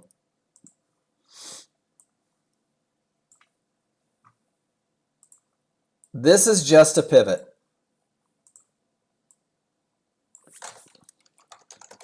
Just a pivot with a loss of momentum. Not a pivot stop out. It becomes a pivot stop out when price trades beyond it and then back above. So that's a pivot stop out of a prior divergence line. It doesn't even have divergence, but that's a pivot stop out of a prior divergence line. This is a pivot stop out of a prior divergence line. This is a pivot stop out of a prior divergence line.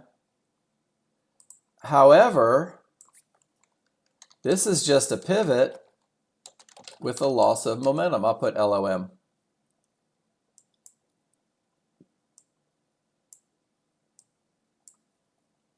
And then also, this is a pivot stop out of a prior divergence line. So Andy, absolutely. In order for it to be a pivot stop out, first we have a pivot with a loss of momentum. Price exceeds and trades back above. Price exceeds, trades back below. And this is a pretty common mistake that I'm seeing. Not even mistake, but misread. Loss of momentum, divergence creates a cyan line to the right. It becomes a pivot stop out when price trades below the divergence line, then back above. Does that make sense, everybody? Loss of momentum at a fib. No, not triggers. Not triggers. When price trades above the divergence line, then back below. Price. When price trades above or below, then it becomes a pivot stop out.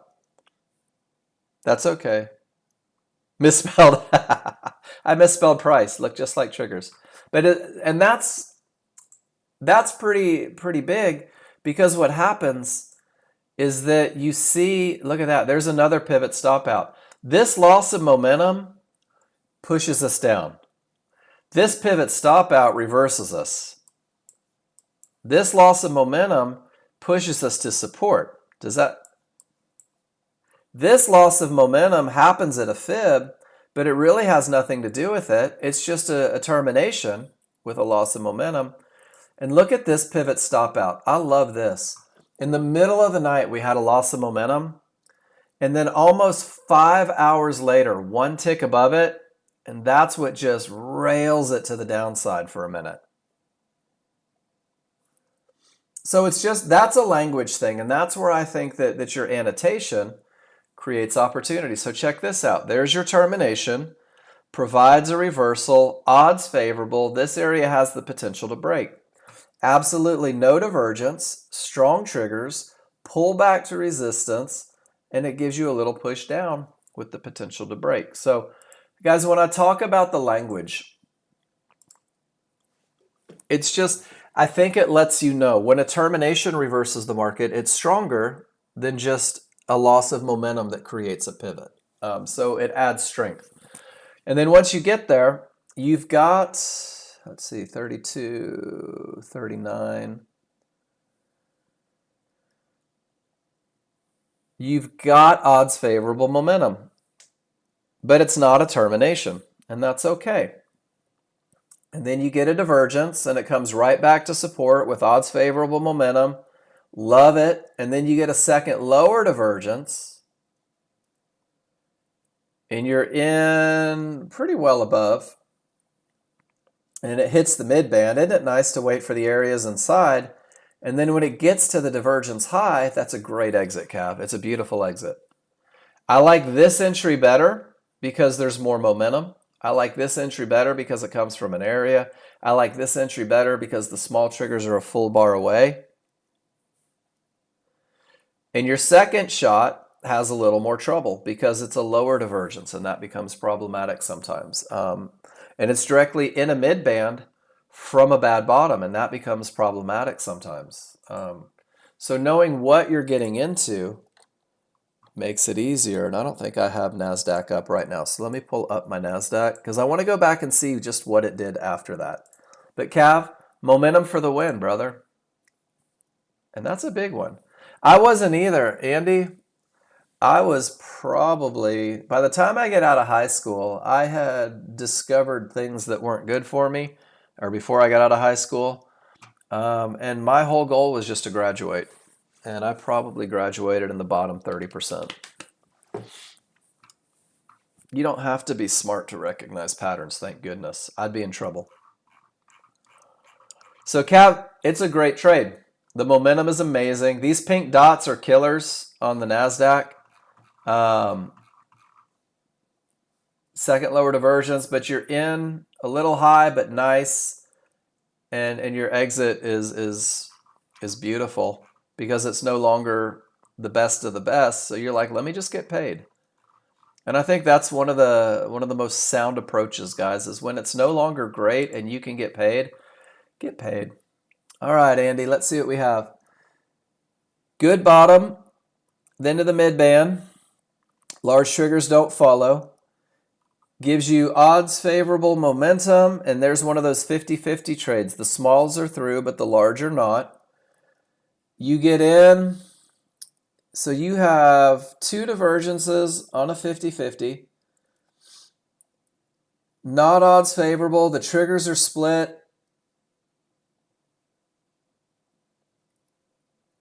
And you're out for a little loss. Is this fighting because they're above the large? Great question. So Andy, let's talk about it. 50-50 trade.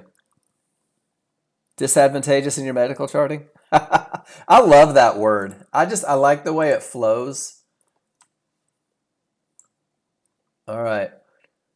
So Andy, one of the cool things is the triggers get through, so we're not going to call this a good bottom. We're just going to call it, it's like a weak 50-50 that didn't work. But that's perfect. When you hit the mid band and it behaves as a termination, dude, perfect. That's a good top. And then you have odds favorable momentum, and I love it. Couple areas that aren't broken. And let me show you the life cycle of a 50-50 trade. One divergence creates problems. And if you got in at the mid band when the triggers were tighter, it was easier to get back to the trouble spot. Two divergences creates more problems. And then two divergences with split triggers is even harder. And do you see how you didn't wait for the area inside of triggers? What you did is you got scared that it was going without you, and you jumped in. And you jumped in on the wrong side of the small triggers. And this is a NASDAQ thing, Andy, and I know that you're learning to do it. But if your small triggers act as support like that, that market's pushing up higher, 99 out of 100 times. And then once you get to the area inside of triggers, the small triggers are against you. So even a close below puts you in probably at the same price without the headache. And then a third divergence in the same price range says jump ship. So it's not just that you're fighting. The smalls are on the wrong side of the large. And I wouldn't even say that you fought it here. If you had gotten in at the area and they bounced, you're not really fighting. See how, let me see if we can do this real quick. And I love the NASDAQ. It's given some great examples here. We'll look at a couple different ways that this kind of comes to be. Let me get everything off of there. Congratulations, John. Nice job, dude. Thank you for coming back in here and saying that too. So, Andy, as it pulls up, that's your area. That's really your only area, is that mid band. See how the small triggers aren't a full bar away? And it keeps pushing up? That's for you NASDAQ people. It's likely to continue pushing up if the small triggers aren't a full bar away. When you come up, the small triggers turn up, they act as support, and that market continues up, continues up, continues up. Notice that it pushes through resistance. Notice that it pushes through the mid band. Notice that it pushes all the way up to the 1-to-1s. You didn't really fight them here. You got in before them, and then they acted as support. And when you get to the correct side of them again, it starts to go down. And then once this divergence prints, man, 3 divergences, it's party over, Andy. You didn't really fight them. But let's talk about the 50-50 trade and what it means. If my large chart isn't perfect, right, because I don't have a clear path, and this is the phrase that I used to use, my money is worth the perfect entry on the small chart. What does that mean to me? That means odds favorable momentum. That means no divergence. That means small window of opportunity. Does that make sense, Andy? And guys, one thing that I want to say about John is John came into this room and John adhered to the rules like his financial health depended on it. And that was one of the things that I noticed more often than not, is John learned the basics before he tried to move on, and he stuck to that KISS plan and it worked. So, Andy, give me a why if this makes sense. And this can be for everybody too, because these 50-50 trades are some of the most lost trades. If it's not perfect on the large chart, my money's worth a perfect entry on the small chart, which means that for me, I'm not sacrificing momentum. And you had smalls outside of the large on the pullout. Divergence is a loss of momentum. So for me, that's kind of a killer. And then, Andy, we get back into the idea of favorable large triggers. So if I have areas here, here, and this is my only area inside of favorable large triggers, the only place where I should have a limit order, and let me know if this makes sense, the only place where a limit order makes any sense at all is all the way up here at the 1-to-1 inside of favorable large triggers.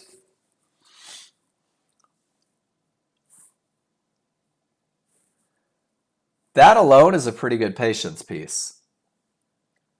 But you've got to be able to read through these things. No, you're fine, man. You're doing great. Guys, you can't be a dunce when you're learning something new. I'm telling you that right now.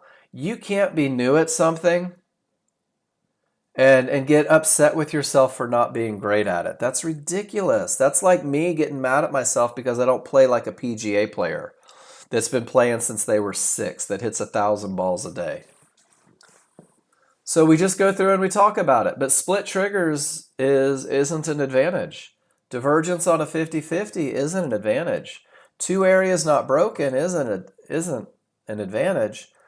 So you start talking to yourself just in terms of those advantages, Andy, and what it does is your brain will eventually begin to register, wait a second, this might not be worth my money. This might not be the best of the best. 50-50 with divergence. And squirrel. But that's okay, Andy, because if you can see it clear today, then it's solid, right? Then what a great thing. Imagine what it's going to look like tomorrow when you go back and study this in the morning. Not a good bottom. So I'm going to go through, guys, and I'm going to go through all the things that I think should be annotated on this one. Bad bottom. Why is it a bad bottom? It's a bad bottom because it is not a termination that reversed the market. Why is this important to me? Because it means the market didn't get where maybe they were shooting for. Odds favorable momentum. I love that one. That's the one annotation that we got, but what we didn't get, and let's go to the bar, is that this is a 50-50 trade. And it's a 50-50 trade from a bad bottom, which means it's less likely to work. Does that make sense, Cab, so far? And guys, this is where annotation is key. If you know what you're getting into, you know what the challenges are. So 50-50 from a bad bottom is less likely to work. I also have divergence against that 50-50, which can be problematic. I like your entry if you're going to take it. You're right at support inside of favorable large triggers. So let's talk about what divergence means. Divergence means a loss of momentum, right? 50-50 means that there's decisions being made. So with a loss of momentum, with this window of opportunity, and then more importantly, Cav, your small triggers were against you fast. And guys, it's hard to orchestrate all of this in a moment without a lot of study. So you had the 50-50, which is still not a deal breaker, right? You had one divergence with strong triggers, maybe still not a deal breaker. And then because this is NASDAQ, guys, and this is pretty NASDAQ specific, this is what fighting the small triggers on the NASDAQ looks like. When they are less than a full bar away, that market's probably pushing lower. Plain and simple. And your best entry is the close on the correct side of them. And then that second lower divergence on a 50-50 says get out. But you might have been able to get out of this with less loss. And Cav, it really is. It's almost like an art form on the NASDAQ because it's not where they're at the pullback. See how they're below the reversal bar? That's triggers a full bar away. I didn't even look at my large chart. But let's see if they make it back to the triggers. And then what happens, right? But this is momentum in a clear path. Small triggers a full bar away. And what does that mean? That means that I can define where the market shouldn't go. If I take that short, I've got room to get back to the small triggers.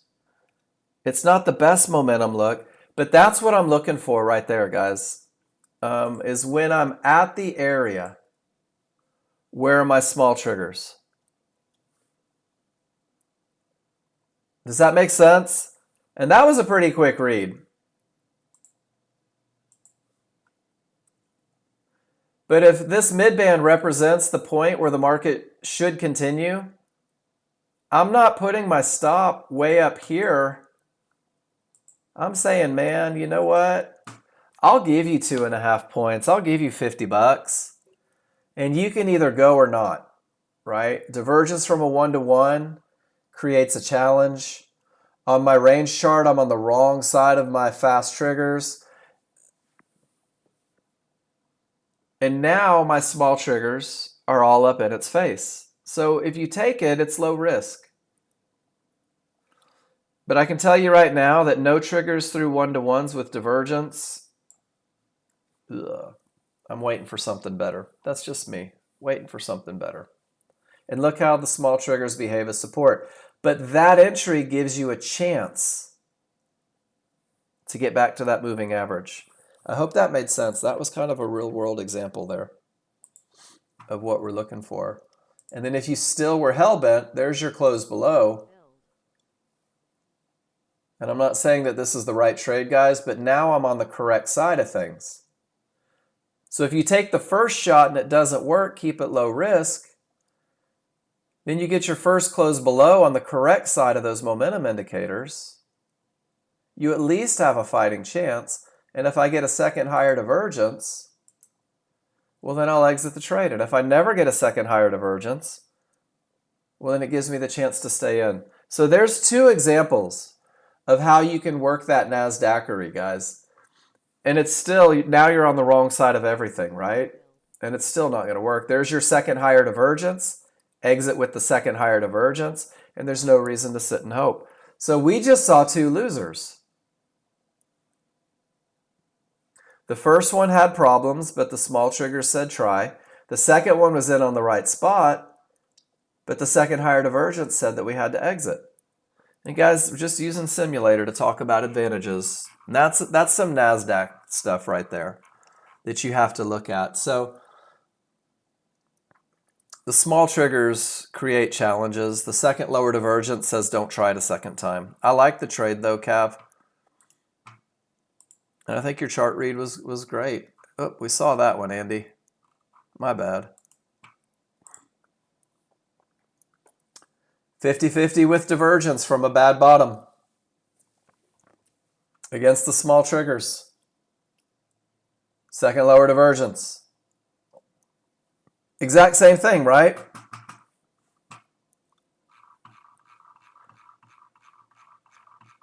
So what was the part that's not on there? Bad bottom.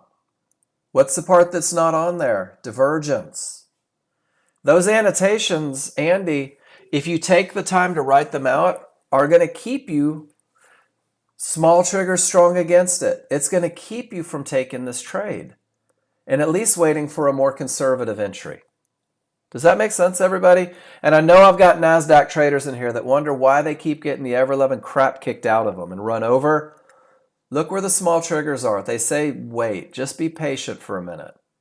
And then second lower divergence, especially on a 50-50, says get the hell out. Andy, you could have lost 5 or 6 ticks instead of taking a full loser all the way down here. You had all the information that you needed when that second divergence printed.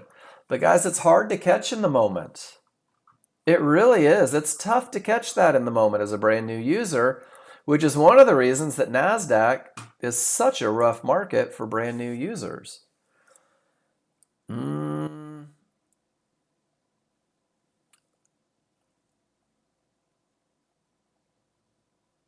Which way was your momentum trade, Cav?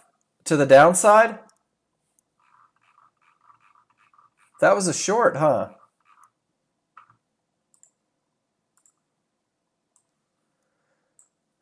I feel like a jerk. Did I have momentum? No. Did I have momentum? No.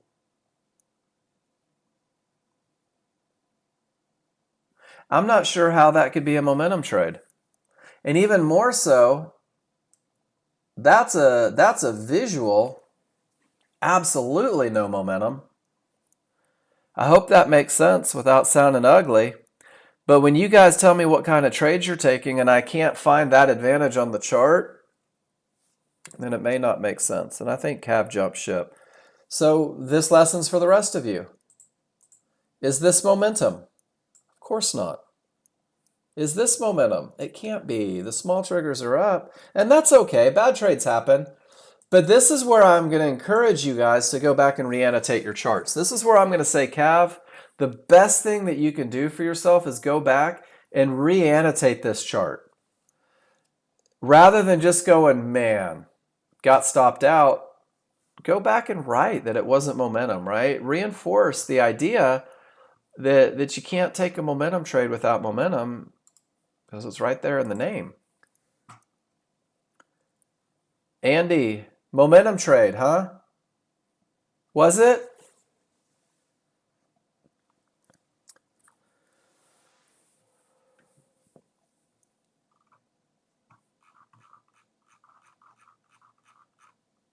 That's okay, Cav. You get caught in the moment sometimes. I'll tell you exactly what you were thinking. You were thinking the market had been screaming all the way down and you didn't get paid yet. And then you got a clear path and you figured, you know what, with all the triggers below support, it's going to behave as resistance more likely than not. And with all my triggers below this fib, this is worth a shot to see if that strong trend is going to continue down to 79 and a quarter. Does that sound about right, Kev? Anything can happen. I know. I see this look all the time. And it even gave you some fluctuation down to make you think that you were right. Cav, if you had told me the market had been trending strong, everything was below the areas, I'm going to get in at the fib to see if it holds, then I think it's solid. I think it's a solid shot at a short that isn't high probability, but very much utilizing the trigger lines versus areas rules. And that's awesome. But I think that if you define it as a momentum trade, then that's where the challenge comes in. And that goes back to kind of what we talked about earlier, is make sure that it's your chart read, right? It's cool to call it a momentum trade, but what is your chart read? You don't mention it. You don't mention the actual read that you had. And I think that if you just get in the habit of doing that, it really creates advantages.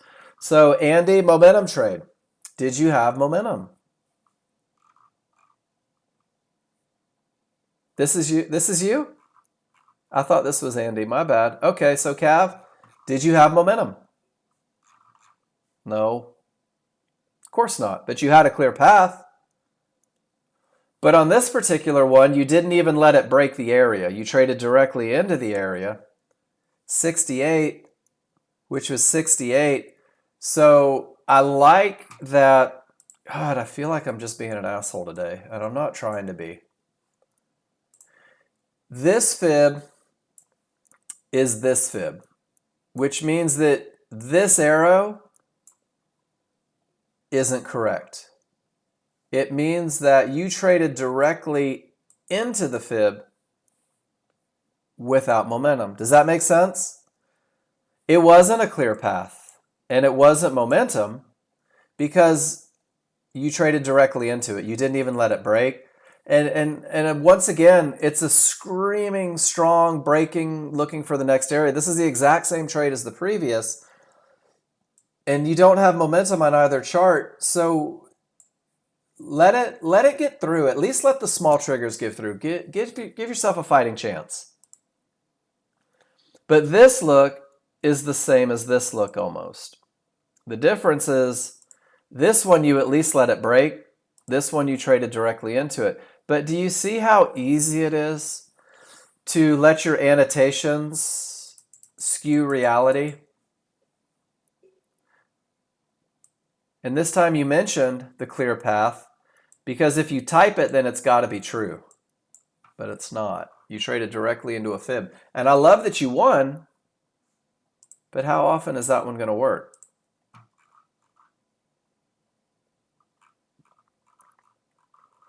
Nothing worse than being told that you're getting lucky, guys. I know, I've been told.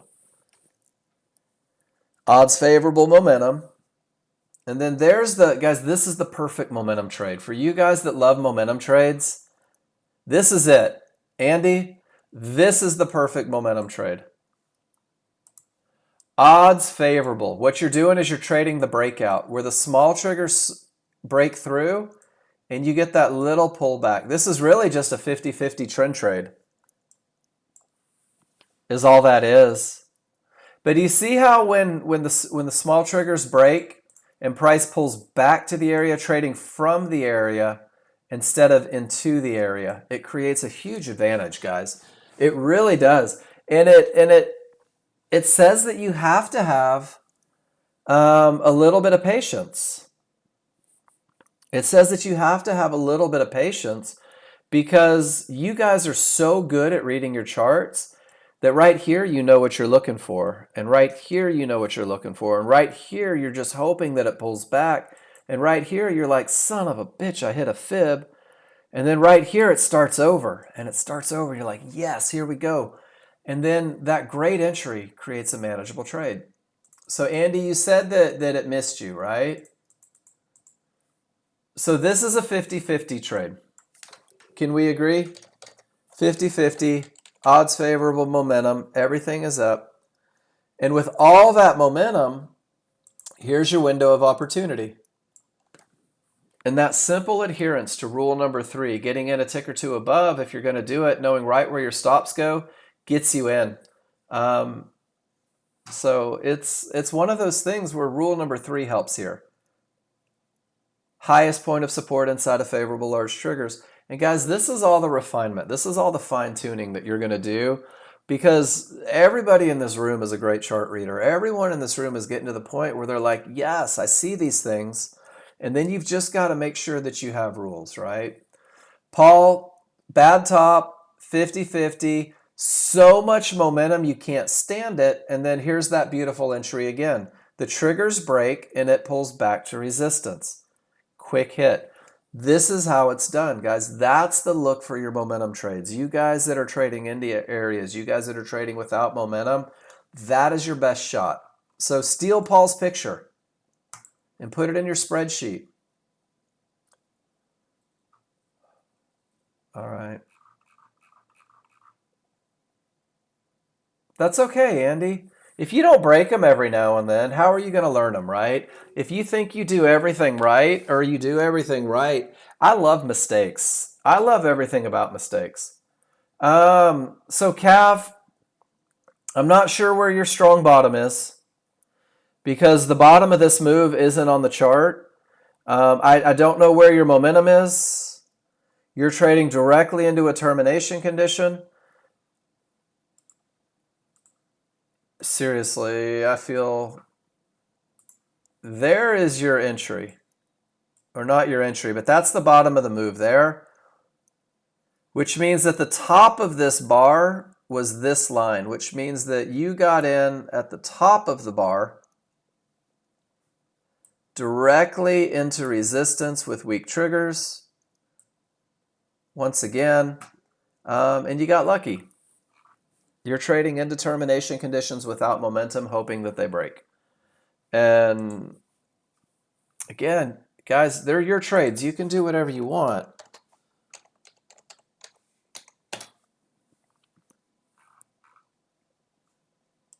But you don't get to call it a momentum trade and not have it pointed out that there is zero momentum, that there is no clear path.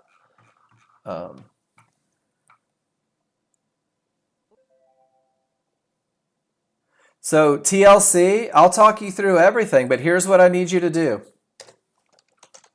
I need you to write your rules on the chart too. I need you to tell me what it is that you saw. All right? Don't just show me your entry and expect me to do your chart reading. Tell me what you saw, and then we can talk about the chart reads to see if there was an entry. Does that make sense?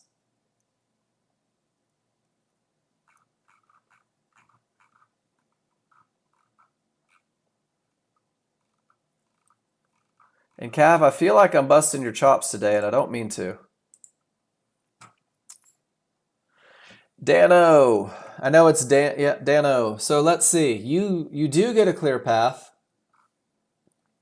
and it's just a strong trending market, and it looks like your entry is with the clear path on the other side, strong trending market, and you did have momentum. And it looks like you carried it up to those pink 1-to-1s. I like it, Dano. And guys, do you see how in that strong trending market he lets it break? It's that little bit of patience. And he's like, man, that's not the best. So I'm going to get out right here. And then he says, this is just a pivot. And now it's a pivot stop out at resistance. And it's a termination on the large chart. So no more long trades. But this is the easier way to do it. And it's really subtle. So Dana, what you have is a strong trending market. The market has been absolutely railing up. You guys can see the tail off of resistance. Let your triggers get above. And then you just catch that little move, right? And this is the one where you can wait until there's a loss of momentum if you want. So what I'll do on these momentum trades, Dan, is I'm in, right? And it's going up. And for me, a reversal bar on the wrong side of triggers is a loss of momentum. So understanding what kind of trade I'm in is a great way to understand when to get out. Nice trade. All right, TLC. Hold on. Guys, it's easier if you give me both charts together. TLC, is it possible for you to give me both charts together instead of me trying to whip back and forth?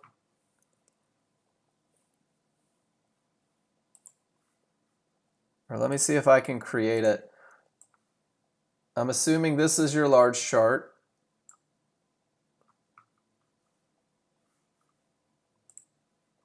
How many monitors do you have, TLC?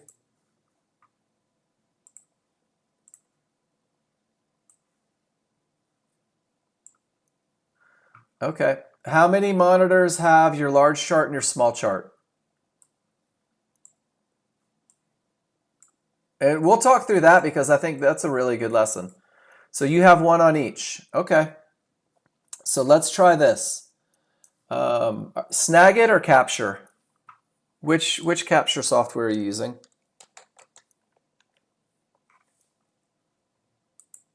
I'm just going to try to make your life a little easier. Capture? Okay. So check this out. Once I click the button, if I only hover over one chart, it's only going to give me one chart. But the cool thing with Capture is you can left click on your third monitor and drag it all the way to the far end of the right. And man, I can do everything on here. I can take it all the way through. That's my center, that's my right. And granted, that's a huge picture. I don't make fun of you. But if you do it one smaller, I'll blow it up because it's easier for me. And I'm just curious, how big are your monitors?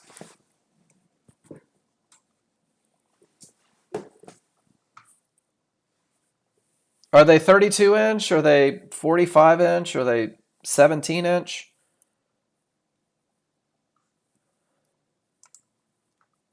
Because I think the biggest thing for me is, can't I make a decision on the large chart with just that?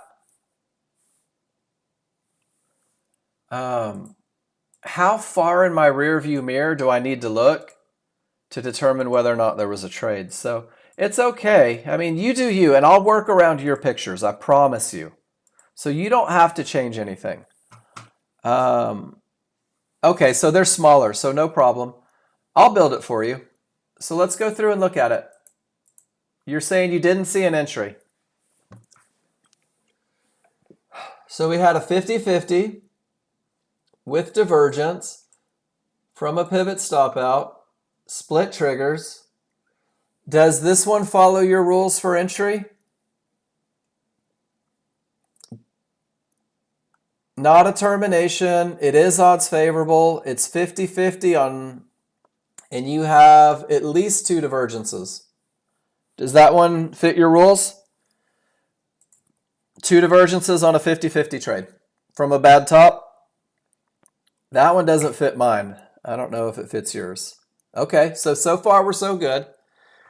And now this one has momentum, and it looks like the path is clear, and it pulled back to resistance inside of favorable large triggers. I feel like you could make the case for that one, right? Clear path, tail end of momentum, pull back to resistance inside of favorable. That's something that would get you in, wouldn't it?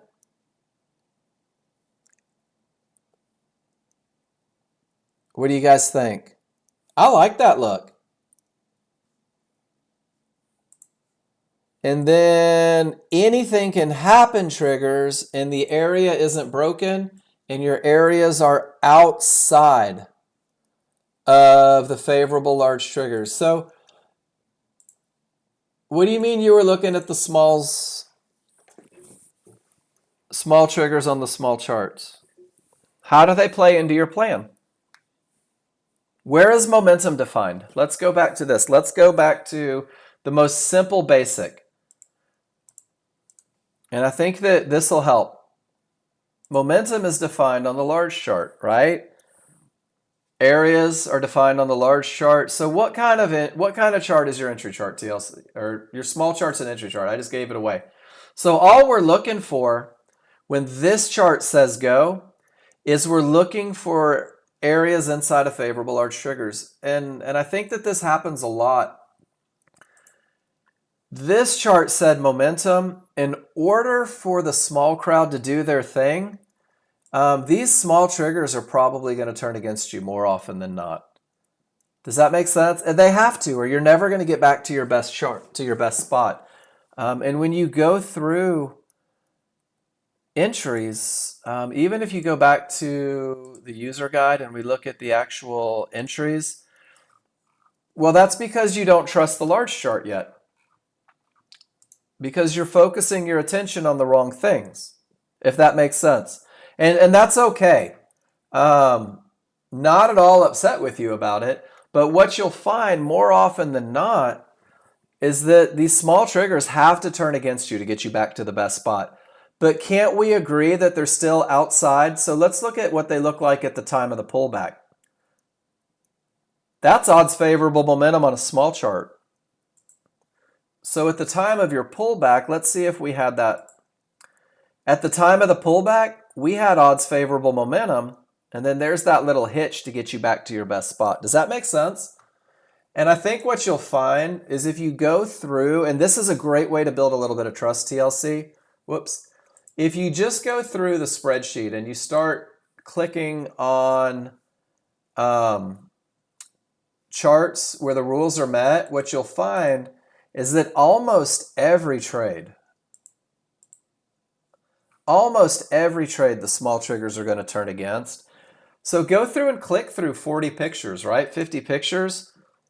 And you're just going to get to this point where you're like, oh, well, that's totally normal. That happened on almost every freaking winner, especially when the large chart is strong. So thank you for telling me that, because I think that that's an important lesson. And then on this one, can we agree that there's not momentum? Can we agree that there isn't a clear path? And because there's not momentum and a clear path, here's your triggers, and none of the areas are inside of them. So no trade, perfect trade, no trade. Does that make sense, TLC?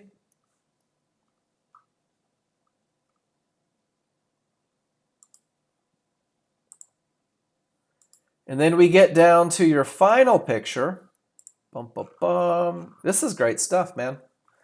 So your final picture, that's the same one. Hold on.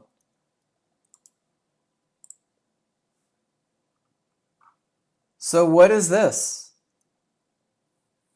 Why'd you get in? Okay. So let's talk about it. Hold on. Let's talk about it. Because there's something to be learned even from the fear of missing out. Wouldn't you agree? Even when we're scared to death, there's still something to learn. So again, TLC, the one thing that you're not giving me is there is zero freaking chart reading going on.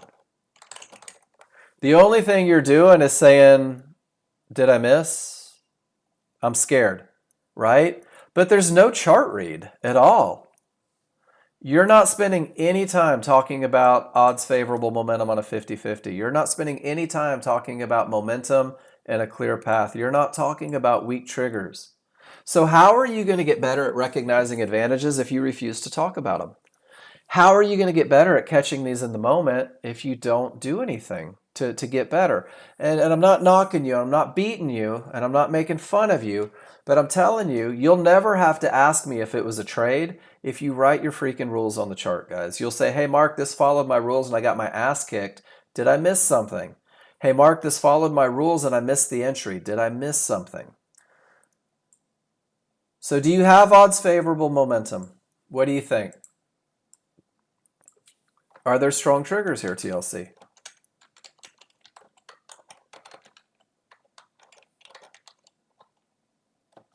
No? Do you have a clear path? Yes.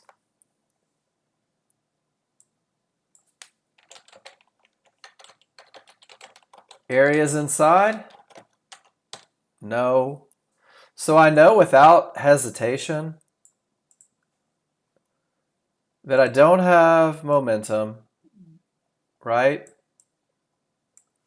And I don't have an entry area. So the only thing that I'm relying on right now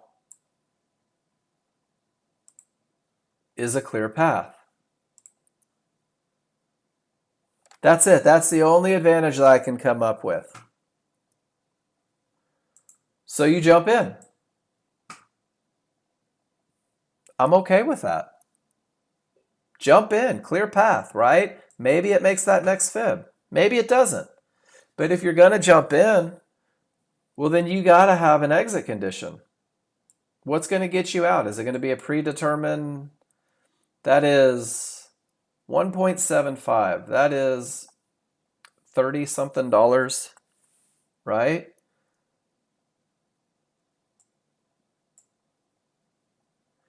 Which means that 8 of it's gone. But 1, 2, 3, 4, 7, 8, 9. 1, 2, 3, 6, 7, 8, 9.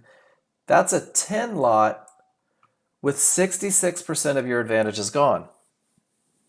Does that sound like a recipe for long-term success? So the learning process is one, annotate your charts so you know what you're getting into. 2 is understand what your rules are so that you don't miss the good ones. And 3, go back and fill up your spreadsheet with 100 pictures of great trades. Do a little bit of study, and then you won't hesitate on that perfect one.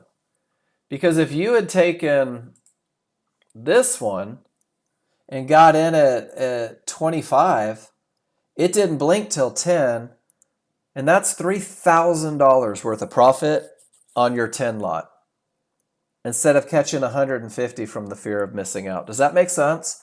So I'm not knocking anything, but I'm telling you guys, if you want to get to where you want to be, you've got to write on your charts. You've got to start talking about what you see on your charts. You have to share that chart read with me, because if you don't, how can I possibly know where you need help? That's not really fair to me. Jen says that's a strong bottom. That's a no triggers through termination that reversed the market. She says this is odds favorable momentum. And then, Jen, you let the small triggers get through. And that's great, because I want you guys to see the two differences. And I love this. That's the bar directly into the fib without the triggers. That's the entry when the smalls break through. And with this look, guys, that's the one that wins more than this one. And then it's a momentum style trade, right, Jen? Correct me if I'm wrong. That's a momentum style trade.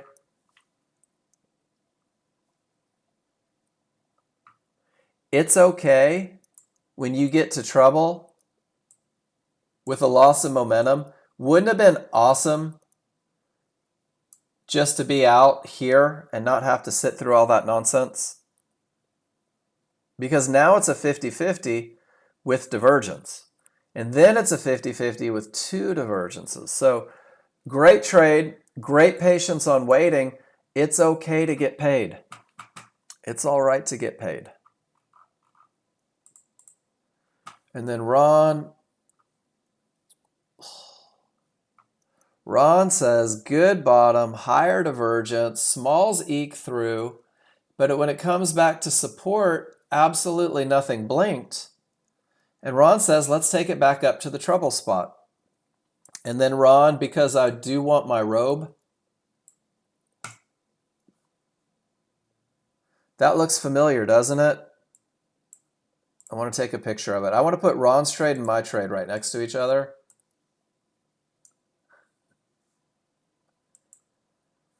Let me do this real quick. There's mine. And there's Ron's. Where's his large chart? It's the same darn trade. It's a different market. And that's pretty cool. That's a different market. It's the same trade. It's a different market, but it's the exact same pattern. It's a different market, but it's the exact same look. So guys, all we're doing is we're trading patterns.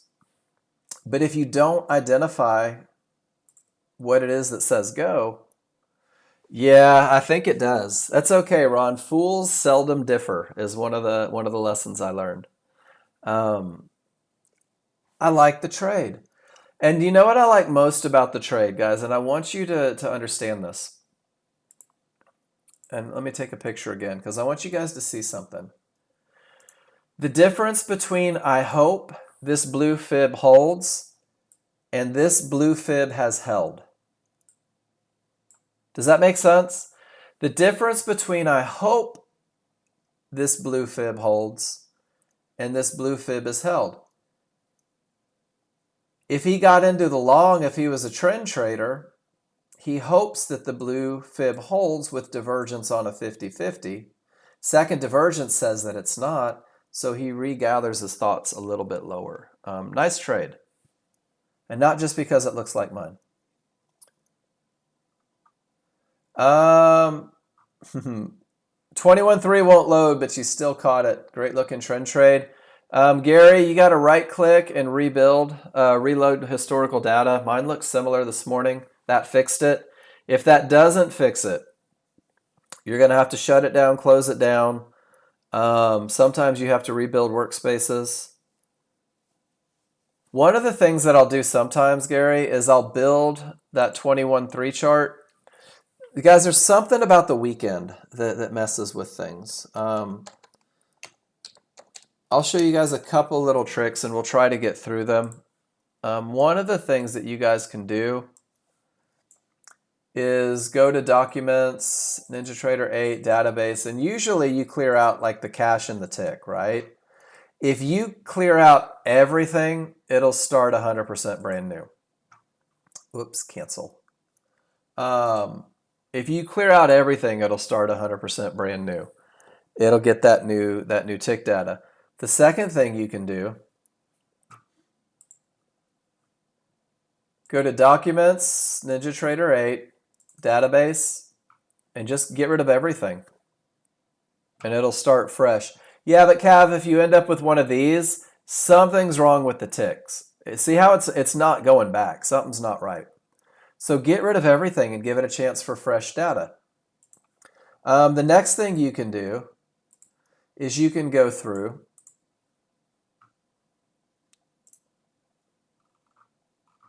and you can reset your database. Sometimes that helps. And then worst case scenario, guys, you get rid of your workspaces and you start it fresh because there may be a glitch in the workspace that's creating the problems. And unfortunately, it's just a NinjaTrader thing. But fortunately, my brother has dumped a small fortune into creating a browser version that should be out pretty soon.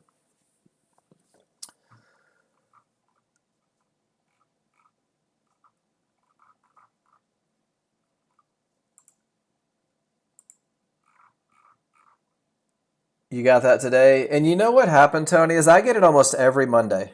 True story. Almost every Monday, something happens with the weekend switch that messes me up, and I don't know why. Haji.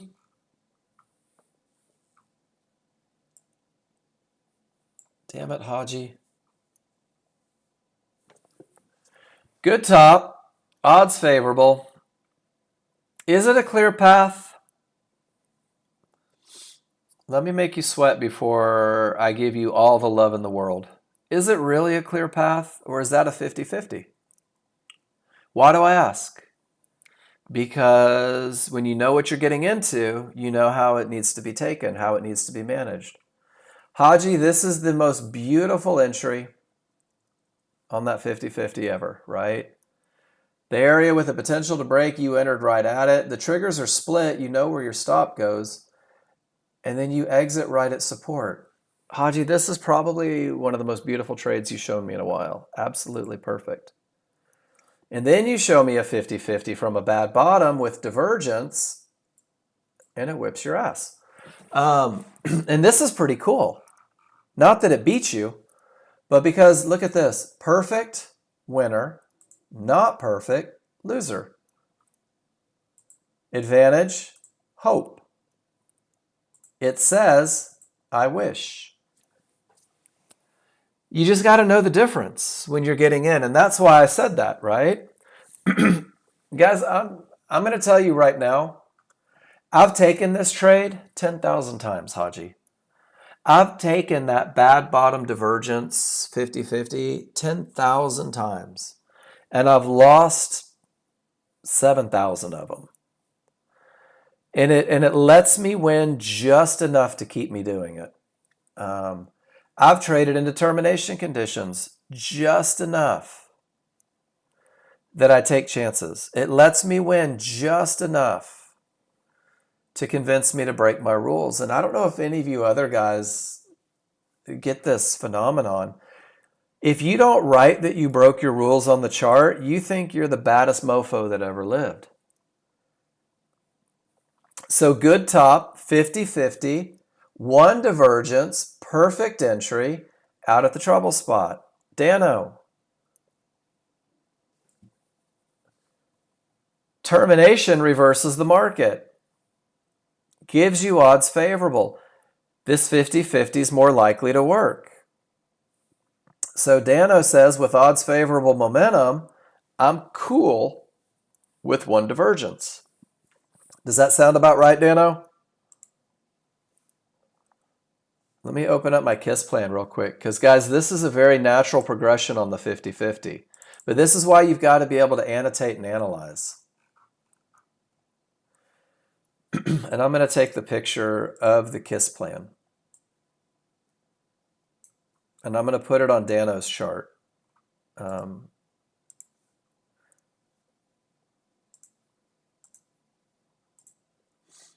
I want you guys to see the difference. So the KISS plan, odds favorable, absolutely.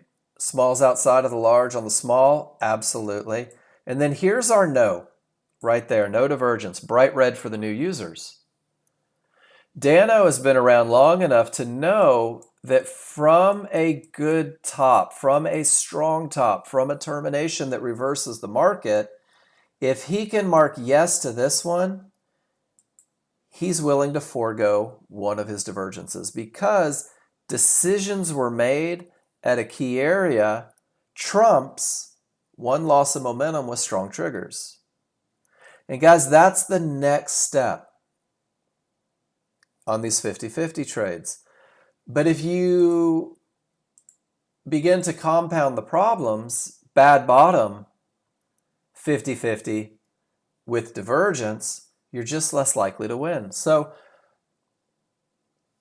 I like, and if you identify this divergence as a strong bottom, it skews your ability to be rational with advantages on the 50-50. So great one there, Dano. Thank you for sharing that. And you guys remember that awesome phrase, you'll be empowered to craft a plan based on your tailored to your personal goals based on your experience reading the indicators. And this is why I'm such a jerk face about being able to read your indicators. This is why I'm such a jerk face about annotating, not I took a short, it whipped my butt, but this is my chart read, Mark. This is what I read, and this is why I did what I did. So this is a bad top. This is a 50-50. It has divergence. and split triggers. Who went short at 23.75 expecting the win, right? Oh, awesome. You know what, Andy? Enjoy the time with your dad. We don't get them forever, so enjoy the time with your dad. Thank you for being here. And man, just keep doing. Keep doing like you're doing. We all get there at a different time frame. Everybody arrives at a different time. Does everybody see on the NASDAQ right now? Bad top. It's a 50-50. It's into the divergence low in the mid-band and the large triggers were a full bar away. That's a gap theory. Your triggers are split. Like, how many different problems can we have in one trade and still take the trade?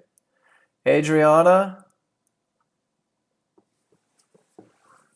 So one more time, I'm not seeing chart reads.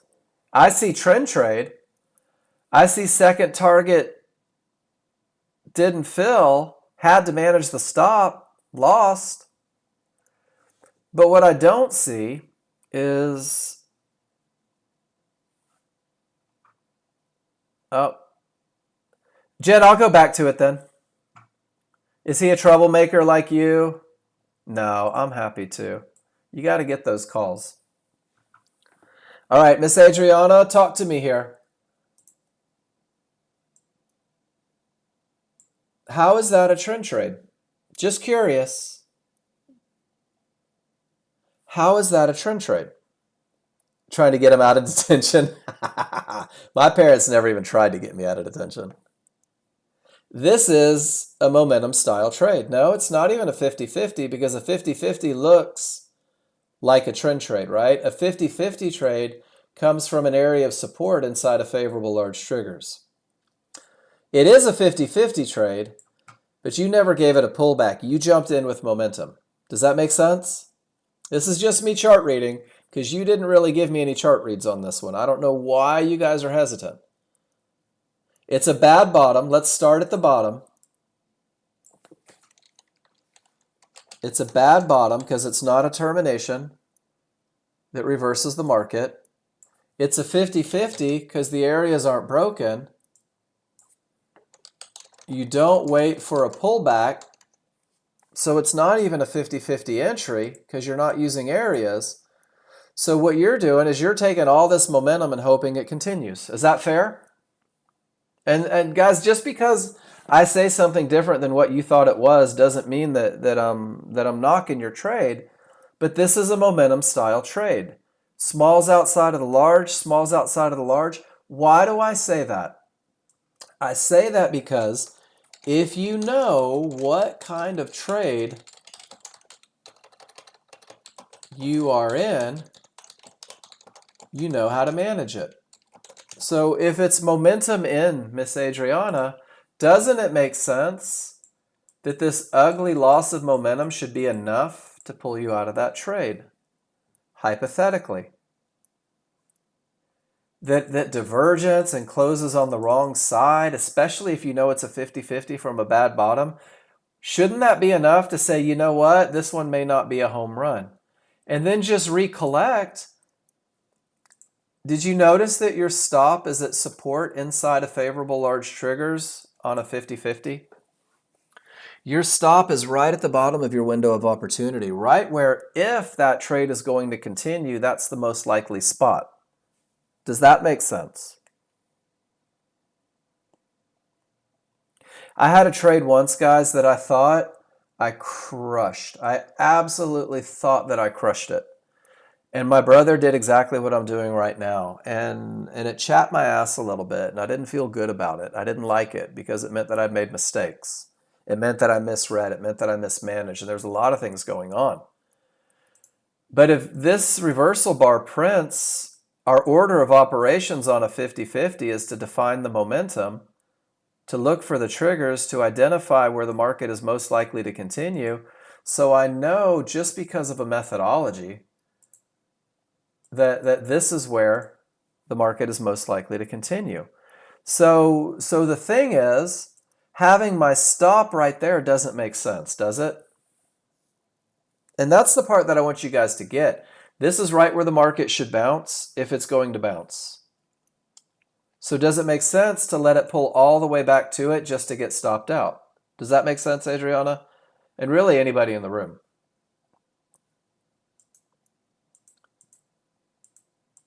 So let me just throw another scenario in there for you. Is that if I enter at 30.50 and I exit when price begins to get to the wrong side of everything, or maybe even just the reversal bar, because it's on the wrong side of things, I've made money, right? I haven't made a lot, but I bet those would add up over time. And then what I could do is I can say, hey, wait a minute. Now it's a 50-50 trade, and now I've got to define my areas for entry. Okay.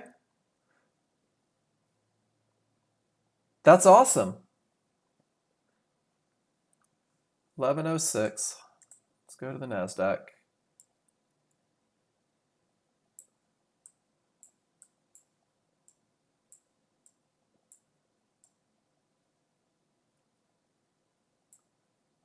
Okay, so 18,521. This is your trade, right? 50-50 from a bad bottom, divergence.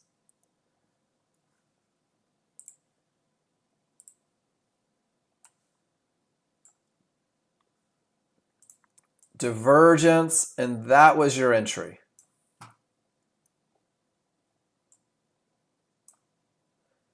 So from this entry, you let that momentum trade lose momentum and start back up and then continue down all the way to here. So where was your entry? Your entry was at 30.50. You're telling me that you moved your stop all the way down here if it filled your first target at 40.50? Because it didn't get to 40.50 until right there. Does that make sense, Adriana? You're telling me on a momentum trade that's also a 50-50, that also had a loss of momentum, with your first stop at 40.50, you sat through all of this to get that first target? And then you moved your stop and lost? You're better than that. It doesn't have to be that difficult. And again, I'm not trying to beat you up. I see your entry right there, 18,530. Okay? 18,530. This was your entry right here. Your first target was up here at 40.50. 40.50 is your first target. That market peaked at 39.50. That market stopped going up at 39.50, and it didn't make it to your target until you sat through all of this. Does that make sense? But you still didn't. And unless something else happened, take care, Ron. You too, Cav. I'm sorry. I don't mean to inflict pain. In your picture, your stop was at 24.50, which means that your stop was right here initially. That's where your initial stop was. So did you move it?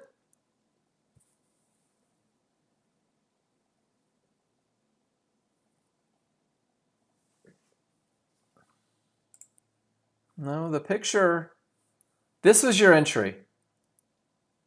I can see your entry. You are 3 minutes into the trade right here.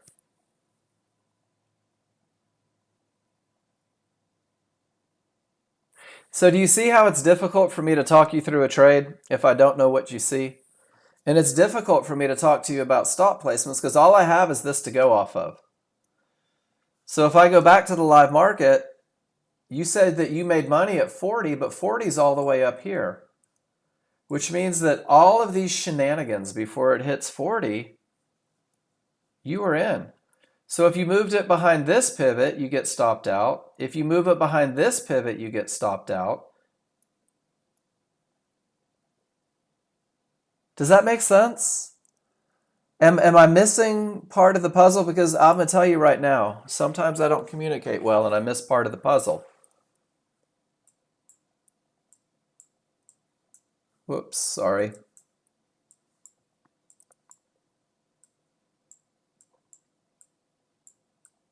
Let's see if we can get the whole picture in here.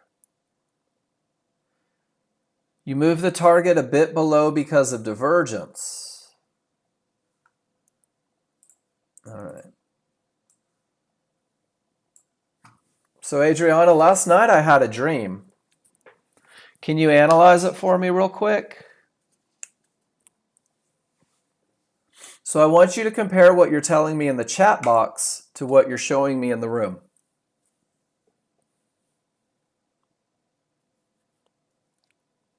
It's not really fair for me because I have to talk about, holy shit, look what you held through. Oh my gosh, look at the divergence from a bad bottom on a 50-50.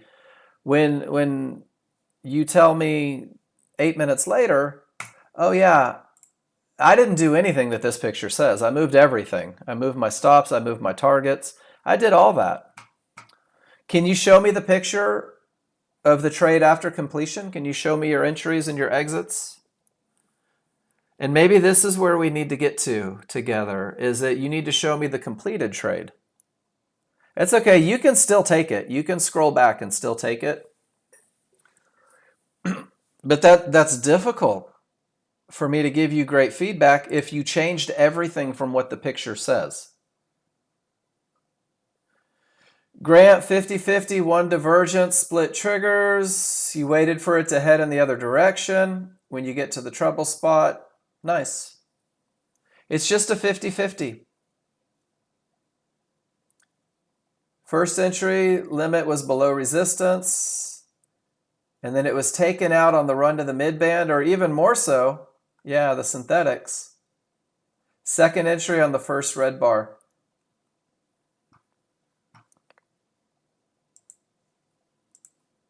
And then guys, this is a good one. And Grant, this is the, I think resistance will hold. This is the resistance is held, right? So sometimes we've got to eliminate that first trade. We've got to eliminate, I think resistance will hold. My chart says resistance is held. And I think that you'll find by not giving away $40 or $50 here, and God, how tight is that you got stopped out on the way to the mid-band, right? That's a tough, I mean, golly, that's a tight one, especially when the top of your window of opportunity is all the way up here. I get it. That reversal bar, guys, it pays dividends. I like the trade. I like the look. And somebody showed me this one from a good top. And Grant, yours isn't a good top. And sometimes, guys, the charts aren't going to line up so much. 2 to 3 ticks above the fib. Okay. But the fib's not even at a correction point. And I think this is the language that becomes important here. Is there's 2 places on this one where the market may correct to. The synthetics or the large. Does that make sense? Because it's a moving average, we expect it to correct to one of the triggers. And when the triggers are split, we don't know which one it's going to correct to, which means anything here in no man's land is a guess more than based on that correction point. Does that make sense, Grant? So what I do is when I've got those split triggers, when I can't clearly identify the correction point, I can wait for that little bit of confirmation. I can wait for that, that reversal bar to get me in, because you're already beyond the first correction point and you haven't quite made it to the second. So maybe a little confirmation goes a long way for you. And again, it's totally up to you. Have I ever taught a class where I said that the fib is the primary point? Or do I teach every class saying an area inside of favorable large triggers? And this is where I believe language is important. Once again, I say that a lot because I do believe it. Fibs, midbands, yellow, one-to-ones, but the rules have been and always say inside of favorable large triggers. That checklist is 2 years old. Inside of favorable large triggers. And I believe nearly every morning we go through and we talk about that idea of split triggers. And it's just, I love it when you're not sure, that confirmation, and you're awesome at that confirmation. You are so good at saying that reversal bar says go now. And when it's perfect, and let me go back and find a good example. When it's absolutely perfect, that wasn't it. That's my brother playing. Okay. When it's absolutely perfect, odds favorable, clear path, area inside of favorable large triggers, I don't worry about that confirmation. I go with the area. And then the flip side is when I know that it's not perfect, that confirmation pays dividends for me. So hopefully that's helpful. Sometimes, guys, I've found in my own trading that when I eliminate 2 to 3 losers, I don't think we gauge just how big that is, even if they're $50 a piece. $150 a day in unnecessary losers is $750 a week that I'm up against. It's $750 in profits that I have to make in order to gain that ground back. So in my own personal trading, eliminating those smaller mistakes, and they don't even have to be big. And I used to talk to a guy, and he would always say, well, if it goes, yeah, and emotions too, for sure. If it goes, I look like a badass. Well, yeah, when it doesn't, you look like you could have just saved a couple bucks. And it's a good look. Like, that was a great look, but those split triggers said be patient. So here's that 50-50 look again. There's a divergence, there's a divergence, there's a third lower divergence. And it may still go up, but how many shots do you have to take at it before it does, right? How many shots fighting the small triggers, lower divergences, pivot stop outs? How many tries can you take at it before it actually does what the indicators say that it's likely to do? And that's just where that simple adherence to, let's make sure that I know exactly what it's going to take to get me into the market. Let's make sure that I'm 100% comfortable with how I'm going to manage it once it's in. And I think that's one of the things that we've seen a lot today, and I've seen a lot recently, is if you understand what kind of trade it is that you're getting into, then it makes it easier to manage. A high probability trend trade has less factors. A 50-50 trade with 3 divergences, no matter how much it goes up after, this is low probability. But 50-50 trades that break areas turn into better looking trades. My smalls and large are above the divergence. We're reset, guys. It's still a 50-50. And look at the split triggers. My large are up here, my synthetics are down here, and my bounce points are caught in between the two. Which means that I'm not sure. Is it going to correct down to 37 and change? Is it going to bounce off of 46? Is it going to, I don't know. And the reality is I have to say I don't know. Guys, have I missed anything? Jen, we got to go back to yours. Are you in here? Let me get you taken care of. Guys, if I ever miss one of your charts, please, please, please, don't let me get away with it. All right, Jen. Strong bottom. And it's a strong bottom because that's a no triggers through termination condition that reversed the market, correct? Language is important. What do we know about strong bottoms? We know that when we have strong bottoms, 50-50s are more likely to work right after them. Jen says, I love a good 50-50, but with this much momentum, I may not get that deep pullback. So, and Jen, you got a little praise on this one. Let me see if I can find it. because there's two ways to take this. There's the momentum style where the small triggers break through, snap, and it is at large triggers, and then it goes. And that's the one that says, with all this momentum from a good bottom, I'm not going to miss it. But it's still the highest point of support inside of favorable large triggers. Can we agree on that? Right there at the correction point. So technically it's a 50-50 trade without divergence, but it's also, instead of trading directly into the area, you let the small triggers break, which increases the likelihood of success. So if you get in here, your stop still has to go where the market shouldn't. Does that make sense? But with that best of the best momentum, with that super bottom pushing everything, it's beautiful. And if you're in at 075, if you're in right here, is there anything wrong with exiting at resistance? Of course not, right? But when you get to resistance, see how your small triggers work their way back inside of the large? It's a great spot to tighten if it breaks. Like, I'm not going to let it retrace off of a termination condition. And then it hits the second one, and that's up there at 2110, which is right here. So not only am I at a termination or potential termination condition, divergence prints as well, Jen. And we know it right there. And this for me is huge. When I trade into termination conditions, I don't like to give it back. I really don't. Even with all this momentum, if you were hoping that that area held, you got run over because it stopped it to the tick. And you don't know if that's going to happen here. And I think one of the biggest things, and I know that you're trading Apex, yes?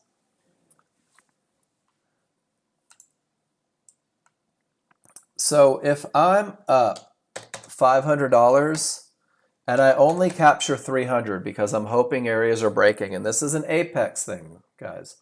So my $50,000 account made it to 5,500, but when the trade closed, I was at 5,300. Here's the kicker, Jim. Is your trailing threshold is off the highest point of equity, not where you closed out the trade. So that $2,000, that $2,500 threshold is no longer at 47,500. It's at 48. So you just took your threshold from 2,500 to 2,300 because you let it retrace against you so far before the exit. And this is one of the things that I see on Apex traders a lot, is trying to hold for those bigger moves and blowing out accounts. And they may only be down like $1,300, $1,400, $1,500. But because they've let so many trades come back against them, they've hoped that areas break so often that their trailing threshold just keeps coming and coming and coming and coming and coming. And it's an easy way to destroy an Apex account quickly. Because the goal is to get paid, right? And Jen, let's be really honest right now. How hard is it to capture $300? With all of these advantages, is it really that hard to capture $300?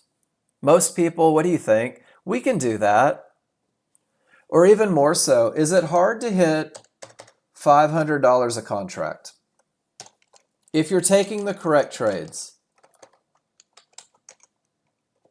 it's not hard. But the key is to eliminate the bad trades. The key is to eliminate the I hope it breaks versus the it's brokens. And once you start to do that, guys, what happens is $250 a day per contract. That's it. If you're trading a 2-lot and all you're trying to do is make $250 a day, and you pull that off, that's $126,000 US a year on $250 per contract a day.